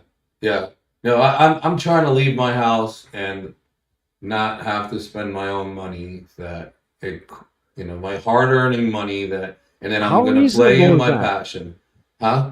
I was just saying, how reasonable is that statement? It's just like, I don't want to have to come out of pocket to come play my art somewhere. If you want my That's art, it, right? If you want my art somewhere, then let me just come and make it to where when I come back from performing my art at your thing, when I come back, I don't want to feel like that put a dent in my life down in South Florida.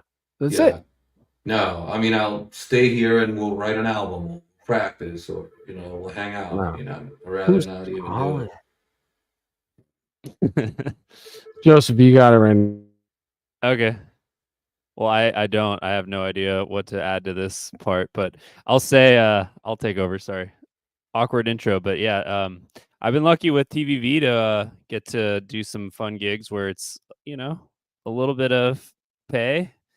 That's kind of cool that like you get to kind of jump in to the scene that exists and be a bit undiscovered, unknown, and then kind of get that kind of. There's two ways in, right? One is wait 20 years for your band to become legendary. The other is just join one of those bands. Those are the two ways to be headlining these little fests. Joseph, real quick. Now I'm back because whoever was calling at this fucking time, we're closed at 5. What was it like? So you heard about Dripping.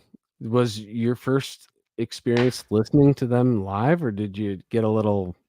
No, I had the record. Hold on, I want to check in because it's 9 here, so that must mean midnight out in Florida. So we should probably start rapping. Yeah, so we'll wind it down now. But I just checked it out on YouTube. I was like, this shit fucking rules. I just checked it out one day when I had free time and saw that we were playing with them, and I just listened to it on my computer, on my phone, or whatever. Probably front to back. And I definitely, the Cephalic Carnage kind of came to mind, but mostly, kind of that grindy slam early 2000s. Another aspect of it that I love is the human feel to it.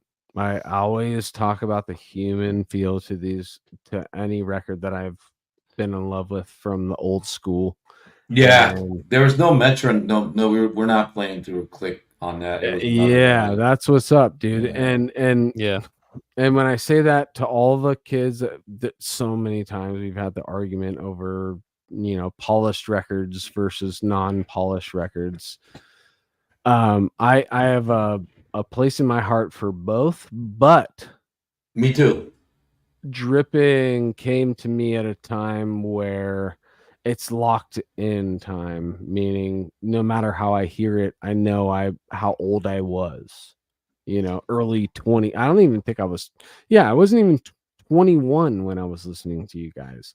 I was still trying to find people to buy beer for me when I was listening to that record. It's such a weird thing to try, but when you listen to these records that made an impact at those certain times, it takes you back to feeling like you're that young 20-year-old kid again, and I almost want to just go to 7-Eleven and ask a bum to buy beer for me and see what happens. That's great. That's great. I love it.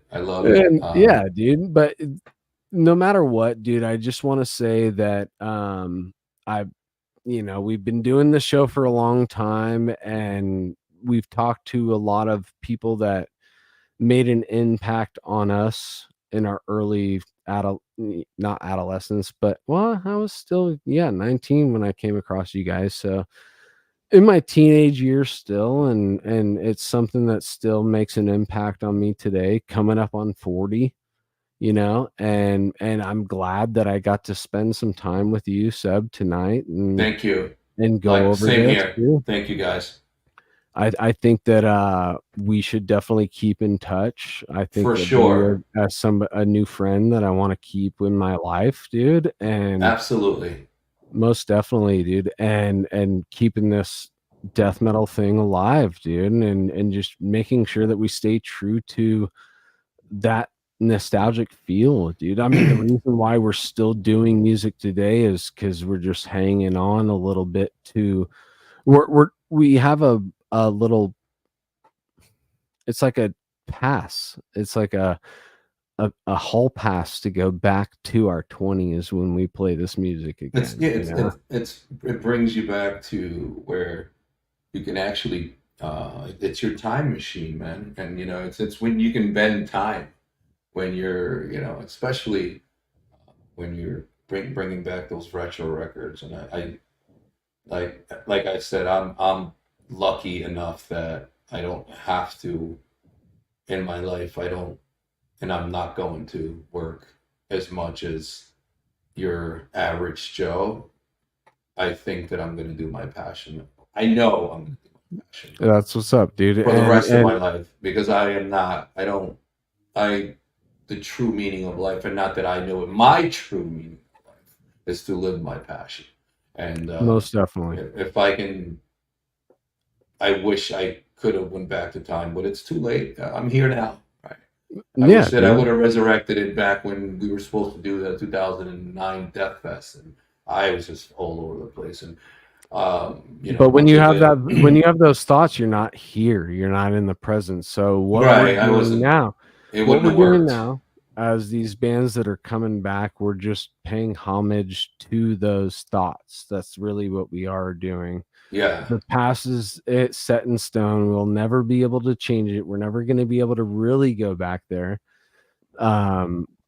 We just want to at least, just give a little nod to what we were doing then. Yeah. And know now that we still are trying to chase at whatever we were trying to chase at, dude. It's that feeling. Yeah, I have to thank Bruce for I asked him. He was the first person when the idea came. I haven't even met Jake and these guys, but the idea came to mind, like it was brewing in my body. I asked him. He respectfully said no, but I'm very proud of you and I want you to do it. And Tom, same thing. Tom wasn't into it. Those are the two original members, and big shout out to him. He's got a project called God Body Disconnect. He's doing that, and he's very proud of us. He's like, you guys are doing a great job, and we hope that one day he can come out and maybe get behind the kit and play some of the songs that he wrote. That'd be an honor for us. It'd be great. Maybe have But not to take anything away from Will. Will is the man behind the bus, and he does an amazing job. And these guys, they are, it's I had to have the conversation yesterday. Funny you mentioned. I was like, well, are you guys blood tie or are you guys dripping? Because I need to know, because things are moving in a direction that we're gonna be busy. They're like, no, we're dripping, but we also play in blood tie, but we are dripping full. You're not my session players, right? You are my full band. Because now that we're scheduling all these shows, I need to know these things. But they're no, and they're great guys. And it's a very common thing too for the death metal community to come together to make sure that these projects happen. So even if you have 3-4 members of another band, it's still dripping. And in watching the footage of the New Jersey Death Metal Fest, I will say that it's most definitely dripping. Yeah, it is dripping. It is. It's not anything. It's not anybody coming in to try and play dripping. It's dripping, guys. And those guys are dripping. They bleed it. I mean, they were fans. No, dude, and it's really good that you got the young cats involved, and they're gonna make dripping keep going as long as you guys want to keep it going. Now, before we wrap it up, there has been a couple of questions in the chat. Is there any new dripping material possibly coming? All right, there's going to be. Yes, we're going to be. So we're not going to do. We're doing May 23rd Tampa, May 24th Orlando, and I think it hasn't been announced, but we're doing New York Death Fest in August. So and then after that, Texas nomination. So from end of May until beginning of August, we're gonna try to write the new album. We have buckets of riffs and ideas, but Will wants to make it. We got a reputation to keep up, right? We can't just put out garbage. So Will wants to, and Will and everybody, not just Will, but Will wants it to be most than anybody. Will wants it to be. First of all, we can't lose the elements of dripping, because I've grown a lot, so my playing can go a little bit towards the other way, where we may lose a little bit of the touch of dripping, and these guys had to bring me back to be like, hey, hold on,